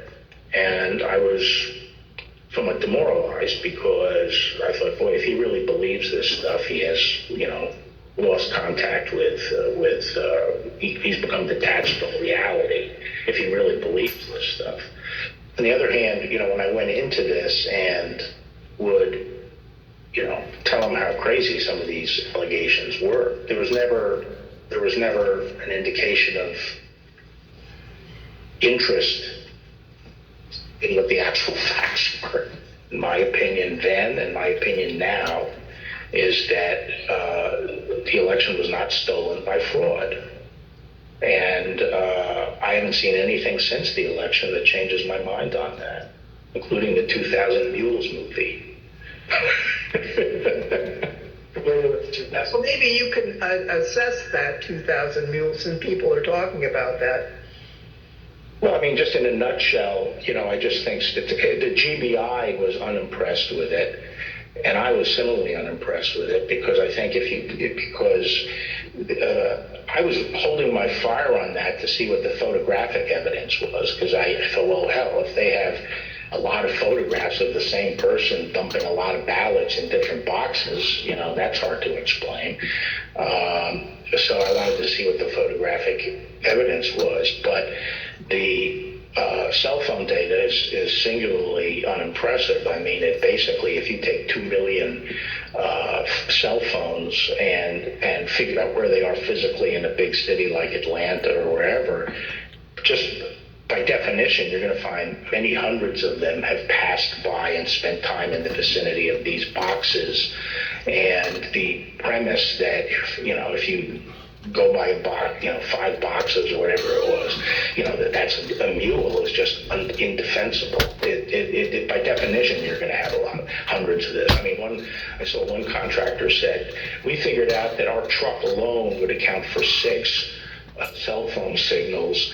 This was some kind of contractor, and our route would take us by these things on a regular basis. So but then when the movie came out, I think the photographic evidence in it was completely I mean, there was a little bit of it, but it was lacking. It didn't establish widespread illegal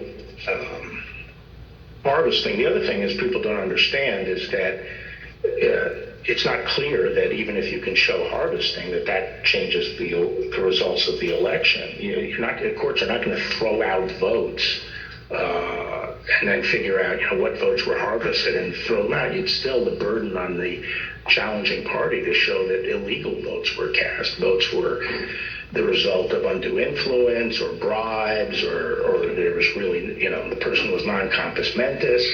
But absent that evidence, I just didn't see courts throwing out votes anyway. I felt. So what he's talking about here is controversial issues, but if you go back and look at the Al Gore election, there was other false controversial issues of statements where deputies was stopping on the side of the road and taking ballot boxes and throwing them into creeks and throwing them into waterway systems and not allowing for those ballot boxes to reach the areas that they could be properly counted. Wow. Has this turned into a Wild Wild West show since the Reagans and the Bushes got in office, going back 30 some odd years ago? Wow. That before the election, it was possible to talk sense to the president. And while you sometimes had to engage in a big wrestling match with him, that it was possible to keep things on track. But I felt that after the election, he didn't seem to be listening, and I didn't think it was, that I was inclined not to stay around if he wasn't listening to advice from me or his other cabinet secretaries. So on December 14th, Barr quit. Now, the Attorney General wasn't the only person who told the president that his claims were false. Other officials and close advisors told him the same thing. Rather than try to address a counterfactual or a hypothetical, let me just say there were instances where the president would say, people are telling me this, or I've heard this, or I saw on television, this impropriety in a map of Pennsylvania or something. And we were in a position to say, our people already looked at that, and we know that you're getting bad information, that's not correct. It's demonstrated to be incorrect from our point of view, and been debunked. A month and a half or so after the election day, and at that meeting, various allegations of fraud were discussed, and Eric and Pat didn't, told the group, the president included, that none of those allegations had been substantiated to the point where they could be the basis for any litigation challenge to the election. President Trump's own vice president and his top advisors also knew that there wasn't evidence to support the claims that the president was making. Anyone else other than Mr. Meadows who asked you about the status outside of your legal group, Mr. Morgan and the others you mentioned, anyone else who asked you the status of what you were finding and your assessment of it? Yes, sir. Who's that? Peter Navarro. When did you talk to Mr. Navarro? Mid-November. Around the same time as Mr. Meadows? Yes, sir. And tell me about that conversation. I recall him asking me questions about Dominion and maybe some other categories of allegations of voter fraud. And I remember telling him that I didn't believe the Dominion allegations because I thought the hand recount in Georgia would resolve any issues with the technology problem. And with Dominion or Dominion flipping votes. And I mentioned at that time that the CISA, Chris Krebs, had recently released a report saying that the election was secure. And I believe Mr. Navarro accused me of being an agent of the deep state working with Chris Krebs against the president. And I never took another phone call from Mr. Navarro. Anyone else besides Mr. Meadows, Mr. Navarro, Mr. Hertzman that you had discussions with, inquiring about what you were finding in your review of the allegations that were pouring in?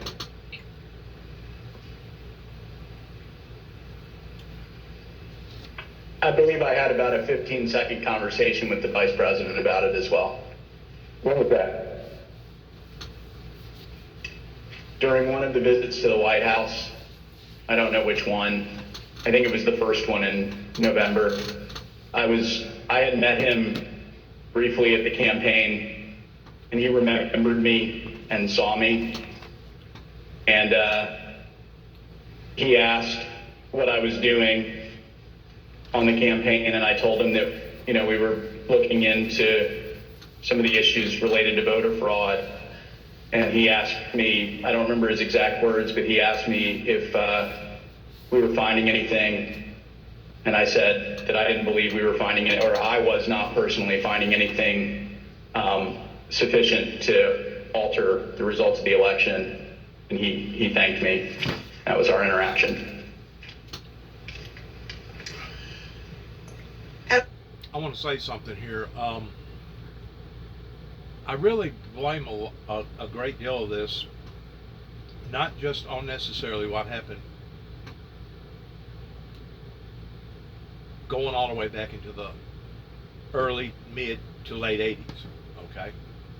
But the people that have went to Simo Valley and worked for Bill Gates and been a part of manufacturing this computerized digital system of ours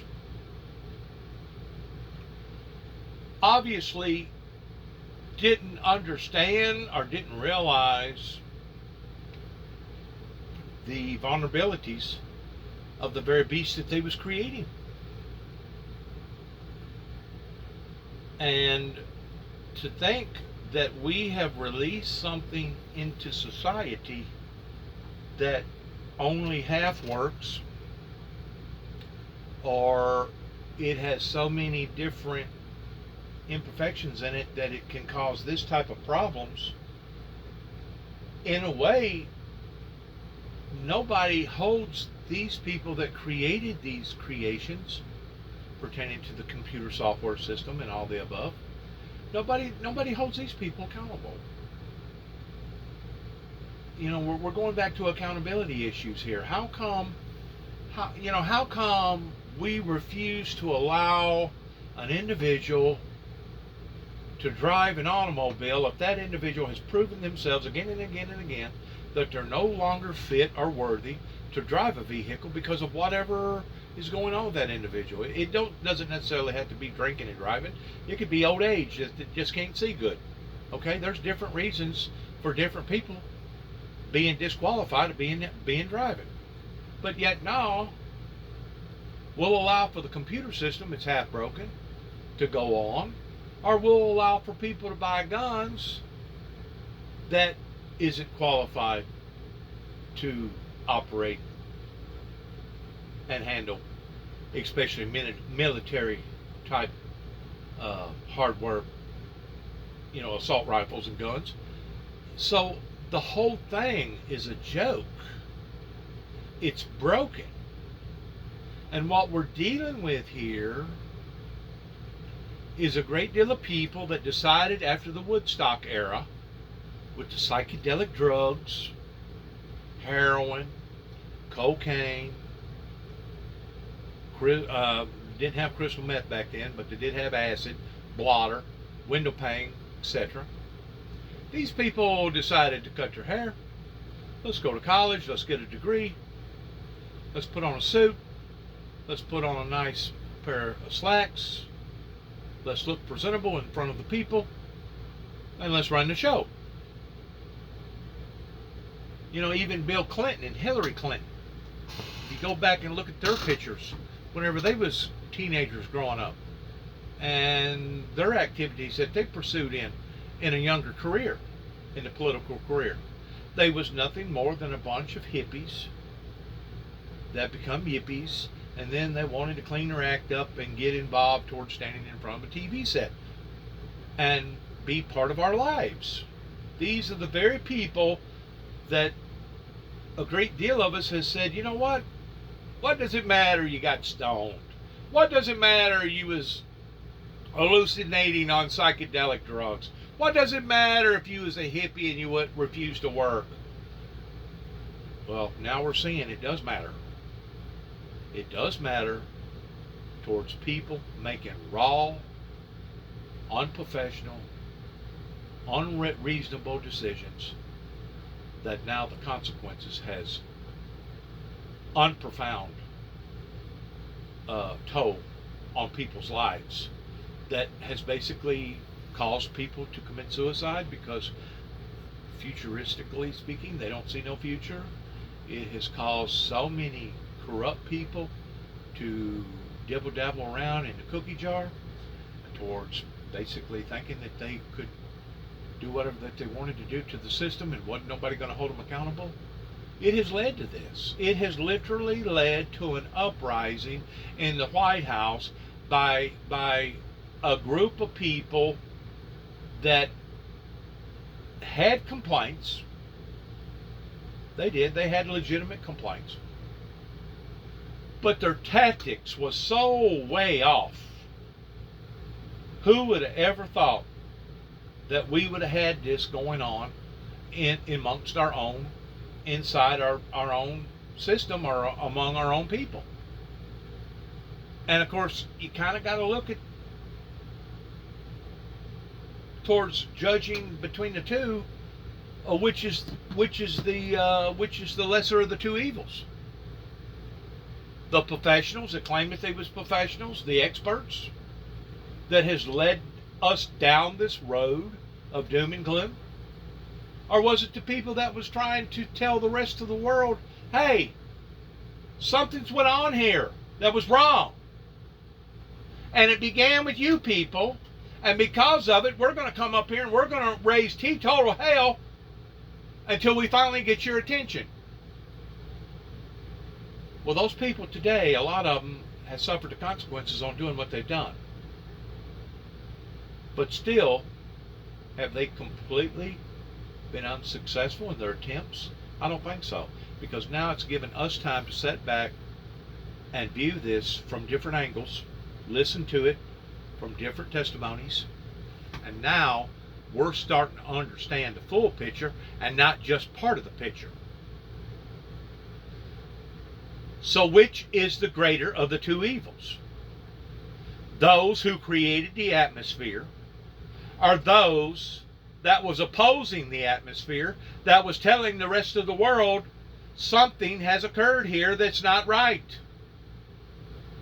Now granted,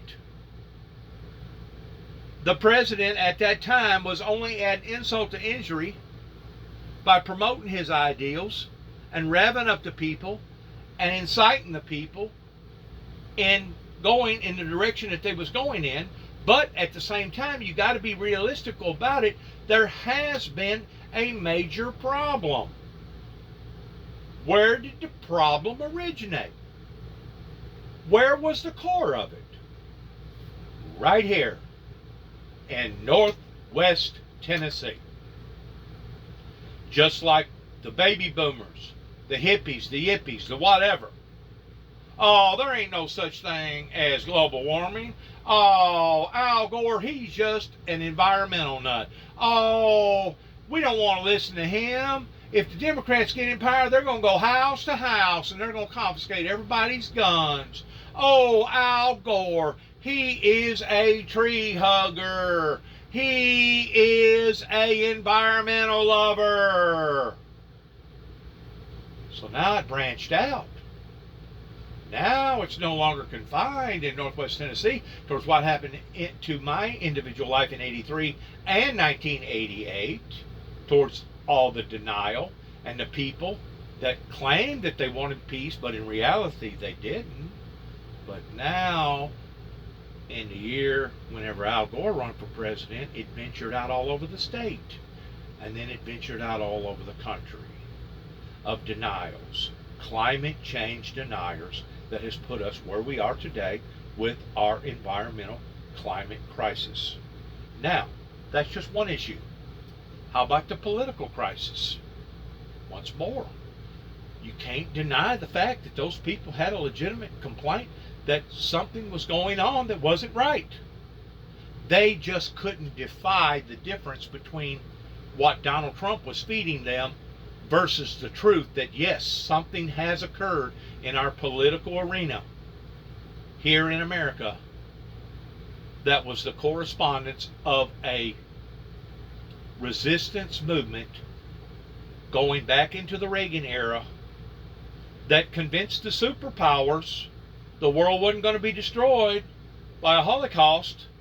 But yet now, whenever it come time for the messenger to bring forth the message, nobody wanted to support the messenger. Nobody wanted to listen to the messenger. But then when everything failed, let's go back to the messenger and let's blame the messenger. Hey, you lied to us. You told us that the first seal was open. You lied to us. You told us that there was going to be peace. No, I did not lie to you. I told you, according to the Bible has predicted that there would be a temporary peace. But by these same people that are so naive and belligerent to think that they was going to live the lifestyles that they was living, towards jumping from bedroom to bedroom, being thieves, being lazy, not taking care of their country, not being obligated to their commitments. All these politicians that allowed for the jobs to go elsewhere towards selling us downstreams. Walmart, Sam Walton promising that everything was going to be made in Walmart, and then after he died, his own children sold us out to the point that they was buying all these TVs and all this other stuff from China and all these other places, starts building all these other countries up. Did I really lie? Did the ministry that God gave me to help to orchestrate, did that ministry really fail the people? Or was it the other way around? Did the people fail the ministry? And it began right here at 291 Thompson Road, Sharon, Tennessee, zip code 38255, whenever God was working on me during the time of everybody laughing about Jimmy Swaggart being caught with a prostitute. I was on my knees praying to God and retranslating all my writings because of my bad spelling over to a auto cassette form. That way somebody could understand my story. And even to this day, I still got resistance movements towards not only people that don't want to hear what I have to say, not only people that don't believe me, but I still have people that has the opportunity that they could help me get my message out there, but are choosing not to. Why are they choosing not to? Because in reality, they claim that they want to go to heaven. They claim that they're believers in heavenly things. But in reality, nobody wants to die to get there. Once more, it goes back to the Bible. Whenever Jesus said that whenever he shall return, sitting upon the right hand of the Father, to let the wheat grow with the tares until time of harvest, will he find faith here upon to the earth to the point of believing of the opening of the first seal, and then believing that the second seal is a seal of evil pertaining to Satan, that in his growing up on the red horse. I have tried to illustrate that message again and again and 1,000 times again. That has costed me probably $1 million now in time, labor, and in material cost. It's costed me as far as divorces. It's costed me as far as family and friends. It's turned against me. Church members has turned against me. It has costed so dearly, with a 20-year war, $2 trillion spent, and all the lives that we that we have seen destroyed on account of that 20-year war. And of course now we're looking at what we're looking at pertaining to the gas prices, the wheat, the fertilizer, the illegal immigrants, and all our other initiated problems pertaining to the crime that's being committed on our streets. Wow! No wonder it says in the Bible, woe be unto the inhabitants here upon the earth, whenever you shall see these things start to be materializing. No wonder we're seeing, for it was as the noise of thunder. One of the beasts said up into the kingdom to the elders and the rest of them that was in there, including the Father, come and see.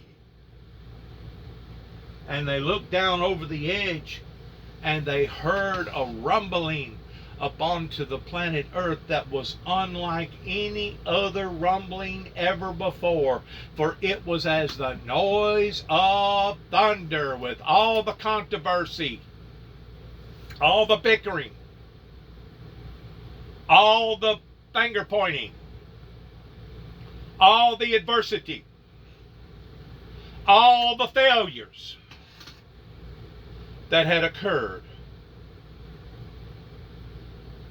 since the Heavenly Father allowed for the angels of God to take the very same crown of thorns that was on his son's head and place them upon to the founder of the Windmill Ministries' head, that one day is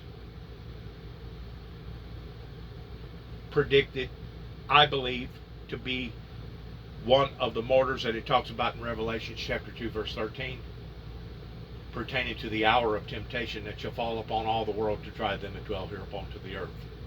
For it says that I gave her space to repent of her fornication, and she repented not. Behold, I will throw her off into a sick bed. I will throw her off into great tribulation, to where all the churches shall know that it is I, this is God speaking, that it is I who control the hearts and the reins and the hearts of man. And God continues to say to us, to be thou faithful unto death, and I will give thee a crown of life. That he that shall overcometh will not be hurt of the second death, pertaining to the spiritual death. Says it again and again and again.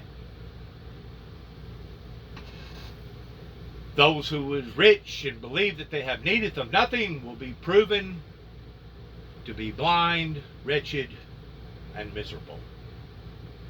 That's where we are. Blind, wretched, and miserable. And this is the results of it. Blind, miserable, and wretched. Heaven help us all. From the former acting Deputy Attorney General of the Department of Justice, Rich Donoghue. But now I'd like to play a portion of his testimony. I tried to, again, put this in perspective and to try to put it in very clear terms to the president. And I said something to the effect of, sir, we've done dozens of investigations, hundreds of interviews. The major allegations are not supported by the evidence developed. We've looked in Georgia, Pennsylvania, Michigan, Nevada. We're doing our job. Much of the info you're getting is false. And then I went into, for instance, this thing from Michigan, this report about 68% error rate. Reality is it was only 0.0063% error rate, less than 1 in 15,000. So the president accepted that.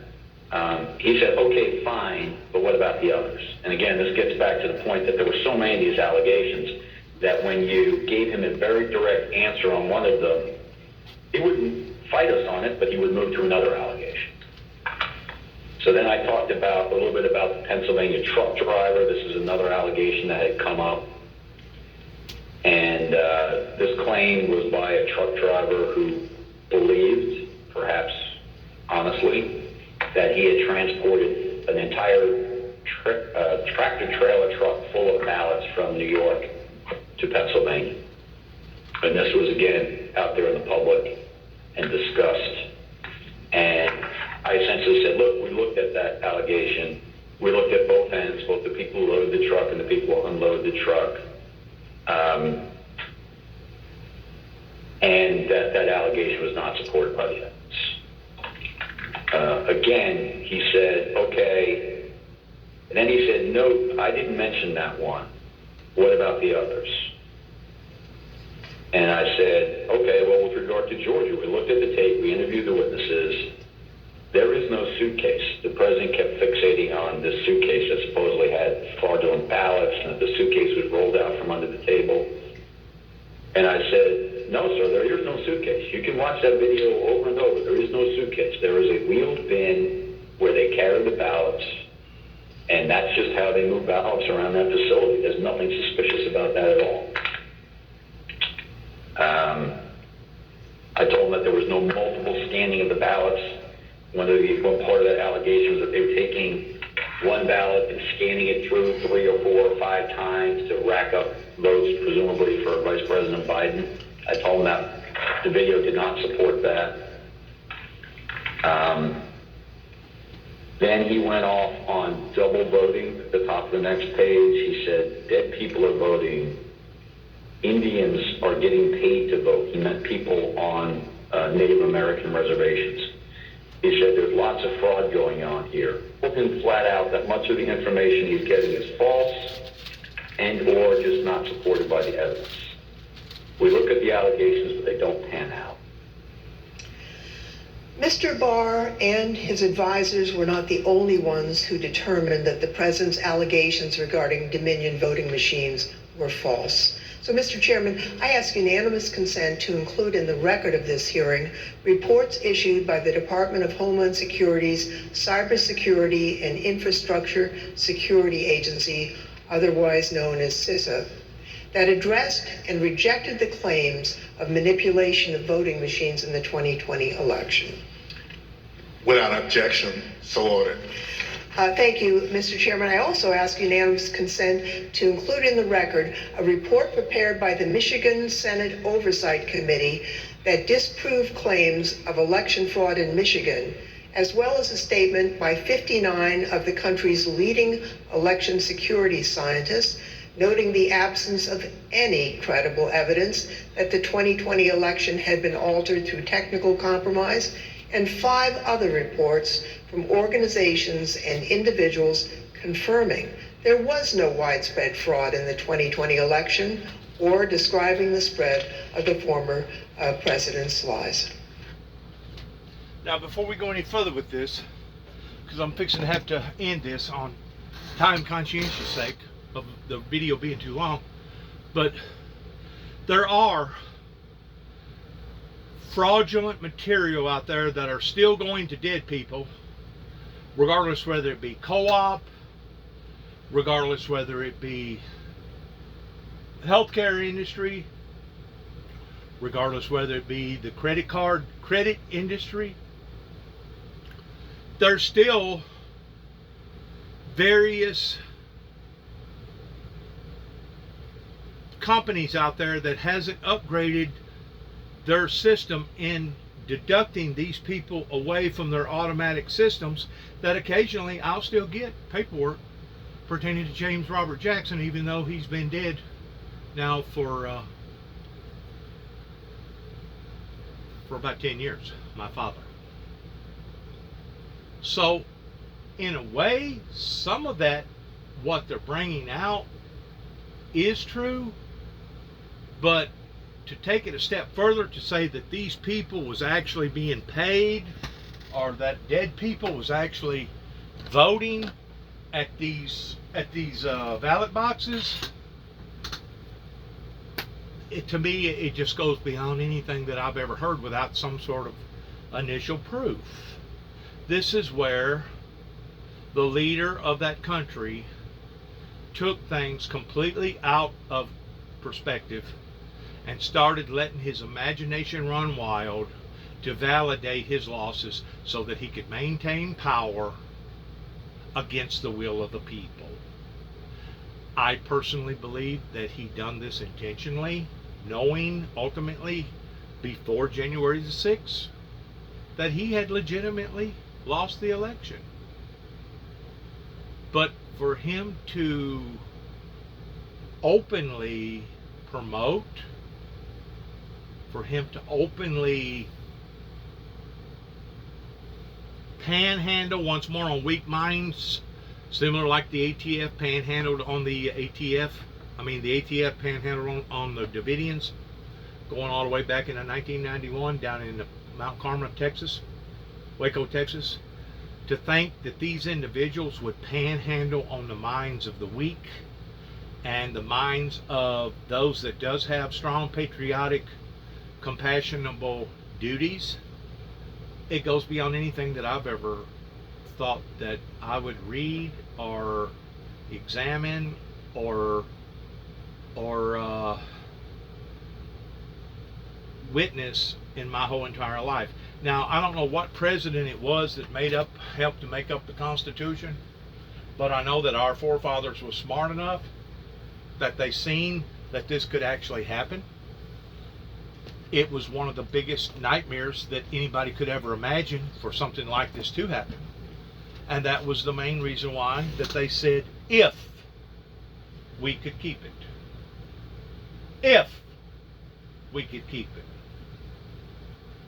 January the 6th comes so close in us losing our way, losing our system, losing our authenticness in how that we perform our duties and what's considered legitimate versus illegitimate, was closer than what I personally would ever want to witness again in my lifetime.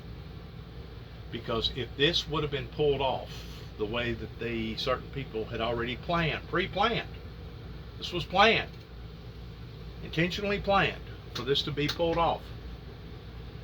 First of all, there would probably have been a civil war. There would have been hell to pay, not just in Washington, D.C., up at the Capitol building, but in all the Capitol buildings. There would have been hell to have paid in various people's lives, regardless whether they were Republican or Democrat. And of course, you got to understand and realize who's the author of confusion. It says in the Bible that Satan is the author of confusion. Well, whenever you have a country that has given itself over to demonic sorceryism, the way that this country has, no wonder President Putin and people like President Putin look at us and say, wow, these people have truly been given over to a reprobate mind to believe a lie and to be damned. In other words, they're reprobates. And that's the way poisonous Putin sees the American people right now, by and large, and other people over in the Middle East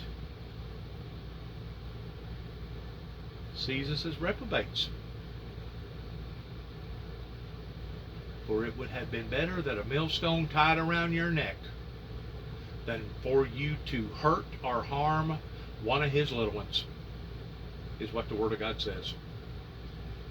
And what the people in Kenton, Tennessee, going all the way back to 1983, and what the people didn't do that they should have done, going all the way back into 1988, 89, I stood back up in 91, stood back up in 93, stood back up right around 2000, stood back up in 2005.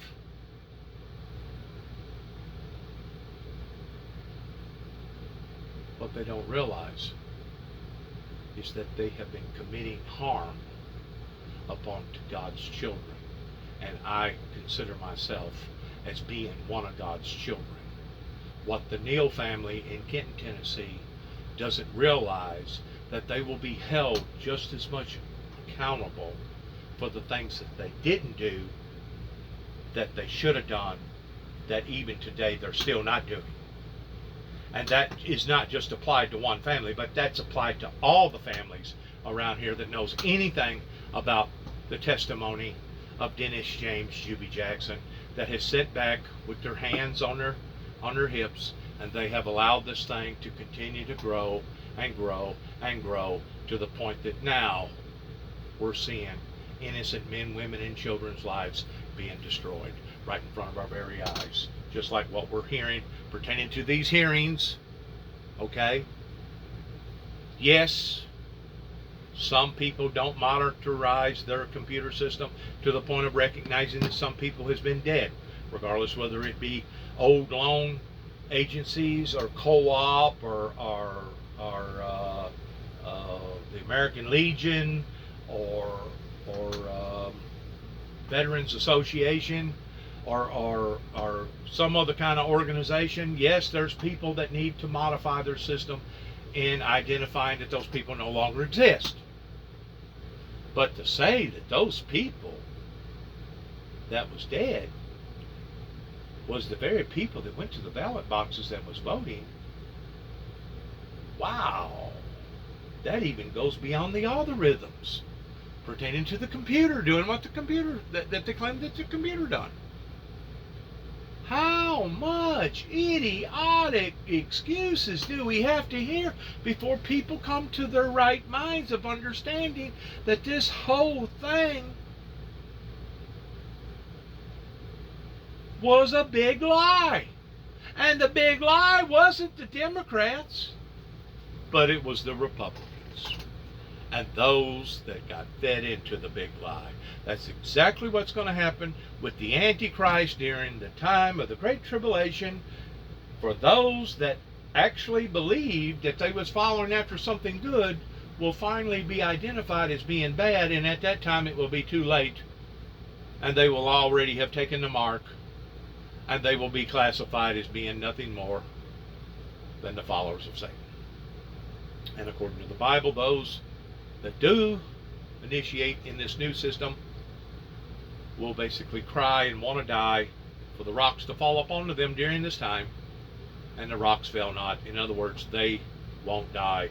They will have to go through excruciating pain and penalties for them ever giving in to the works of Satan to begin with towards taking this mark.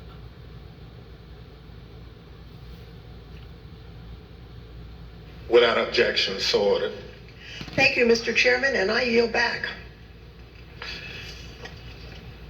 Pursuant to the order of the committee for today, the chair declares the committee in recess for a period of approximately 10 minutes.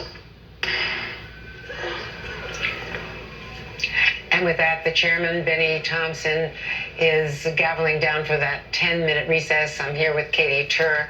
Katie, we have seen an extraordinarily detailed exposition with videotape from Bill Stepien, who could not be here today because his wife went into labor for the delivery of their child, and also from Bill Barr, the former Attorney General, from the Deputy Attorney General, Richard Donahue, repeatedly Jason Miller from the campaign as well, repeatedly pointing out that they told President Trump during election night and after that the early returns, the day of election returns, were going to be counted early. They were going to show a favoritism that is inherent, that has been for 40 or 50 years since mail-in balloting has taken place, a favoritism for Republican voters, especially in this campaign year of 2020, because of the pandemic. There were proportionally more mail-in voters compared to day of voters, and that would change over preceding days, that he should not declare victory on election night as he did, that he should not declare it until they had a better count, and that he could not rely on that, and that everyone was on board except, of course, the President of the United States pushing back, ignoring the advice from Bill Stepien, going out that night, and then repeating that lie day after day, to the point that eventually the Attorney General on December 14th resigned because he thought that the president was no longer even listening to the Justice Department explanations that they'd investigated all of the false claims, and that Rudy Giuliani on election night and thereafter was the only person, along with the other cohorts, Sidney Powell, Peter Navarro, of the conspiracy theories that were telling him that he had won the election, and that Rudy Giuliani on election night, when he was talking to the President of the United States, was intoxicated. Katie, devastating testimony taking apart the big lie. It was so detailed. And well, if this ain't going to be something for the history books to read about and talk about after all of us is dead and gone, of the generations that come after us, providing that God allows for this thing to go on that long. But is this ever going to be something for the historians to sit down and document and put in the proper perspective towards what actually occurred here? Wow. Thorough, and it went day by day into the from election day and into the aftermath of election day, when Donald Trump just kept looking for more and more excuses for why he lost. One note on Bill Stepien and the mail-in ballots, he even testified that. And they want to try to punish me for freedom of speech because I had said something to a convenience store teller that there was going to be massive controversial subjects coming up in my life, to the point that I probably was going to wind up on the Channel 6 News. They want to persecute me here in Weakley County by bringing up false allegations of falsifying files. But yet no, Weakley County courts, Tommy Moore, Tommy Thomas, prosecuting attorney, judges, state judges, and politicians alike have sat back and allowed for this to occur? Huh. Freedom of speech, huh? Basically creating a mutiny or creating a riot. Has anybody ever thought about inciting this guy for inciting riots? Because if they'll try to pull the wool over people's eyes towards believing that I was guilty of falsifying files because I was talking to a night shift teller that I expressed these things to here in Weakley County in Martin, Tennessee, has anybody ever thought about charging this guy with inciting riots? Because it does make a difference in what we say pertaining to freedom of speech, especially if you are in that prominent position that you can cause such gravity of this perspective. I mean, that would be like people like Joel Osteen and other big major ministries to all of a sudden start telling everybody here in America that God was dead and Jesus Christ never did, that the crucifixion never occurred, and that Jesus Christ is dead.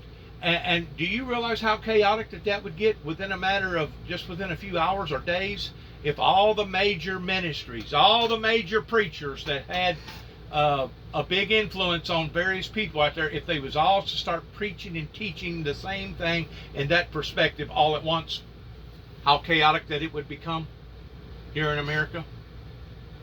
It would be astronomical. I don't even think that I could begin to account of the words that have been spoken. I mean, whenever we see things that's went on with the Catholic Church, whenever we see things that's went on with the Southern Baptist Administration pertaining to the perversion of children and pedophiles, etc., if that has become that disruptive in people's lives, just like the burning of the building of the Saint Cathedral. I mean, if these things have become that disruptive in people's lives, could you only imagine if all the ministers, all the evangelists started preaching the very message that I just said, that what if that was to occur, hypothetically speaking, that how chaotic it would be? Well, there you go. Now, this guy here, compound Joel Osteen by 1,000 times, and any other well-known, national-known ministry, including Jimmy Swaggart's ministry of today. What this guy has pertaining to his microphone is 1,000 times greater than all of them, because he can get out to everybody, even people sitting in bars, nightclubs, even people in other parts of the world.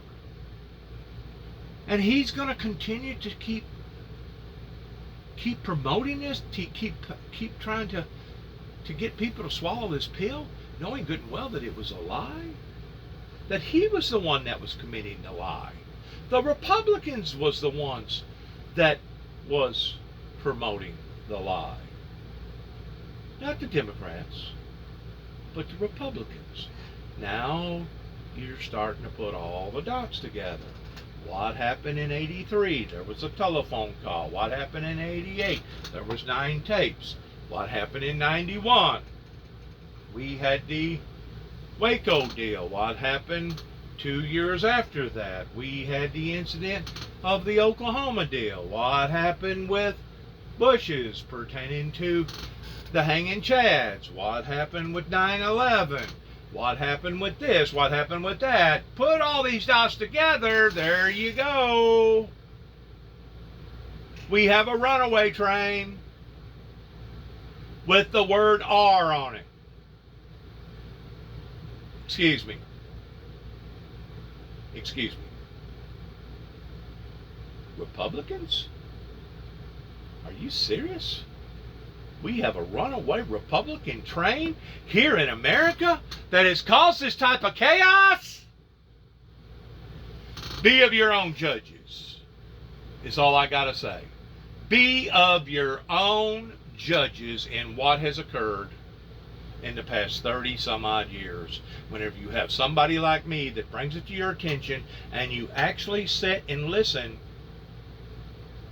to .1, .2, .3, .4, .5, put all the dots together in a straight line. What does it spell?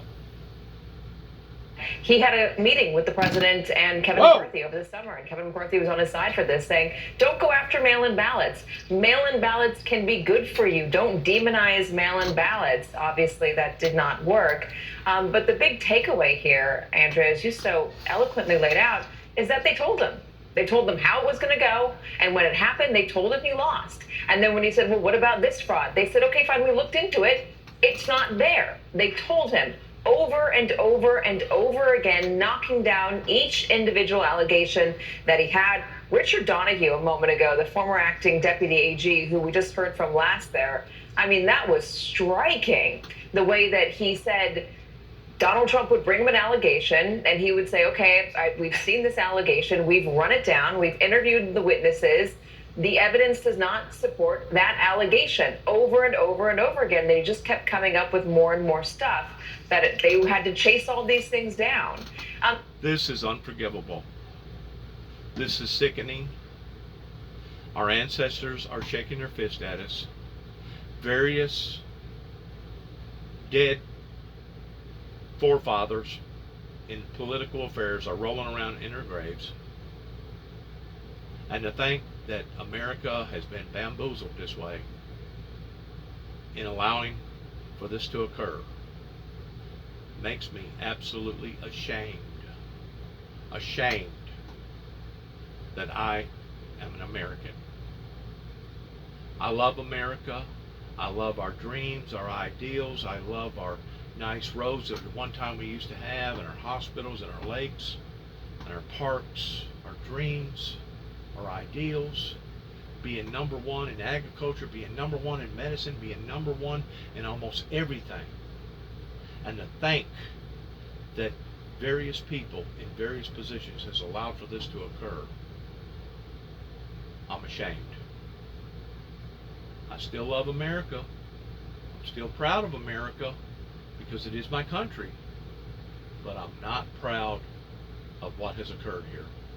And I think I'm speaking for lots of people whenever I say that. Especially the younger generation that has been beaten out of their future, that has been beaten out of their ideals, that has been beaten out of their dreams and their desires. That feels like that they don't have a futuristic future. God bless us. Good luck to all of us. God bless America. God bless our troops. And as we always say, good luck to each and every one of us in these last days, and yes, in ending shalom. Shalom, in the Hebrew name, and may peace be with us all.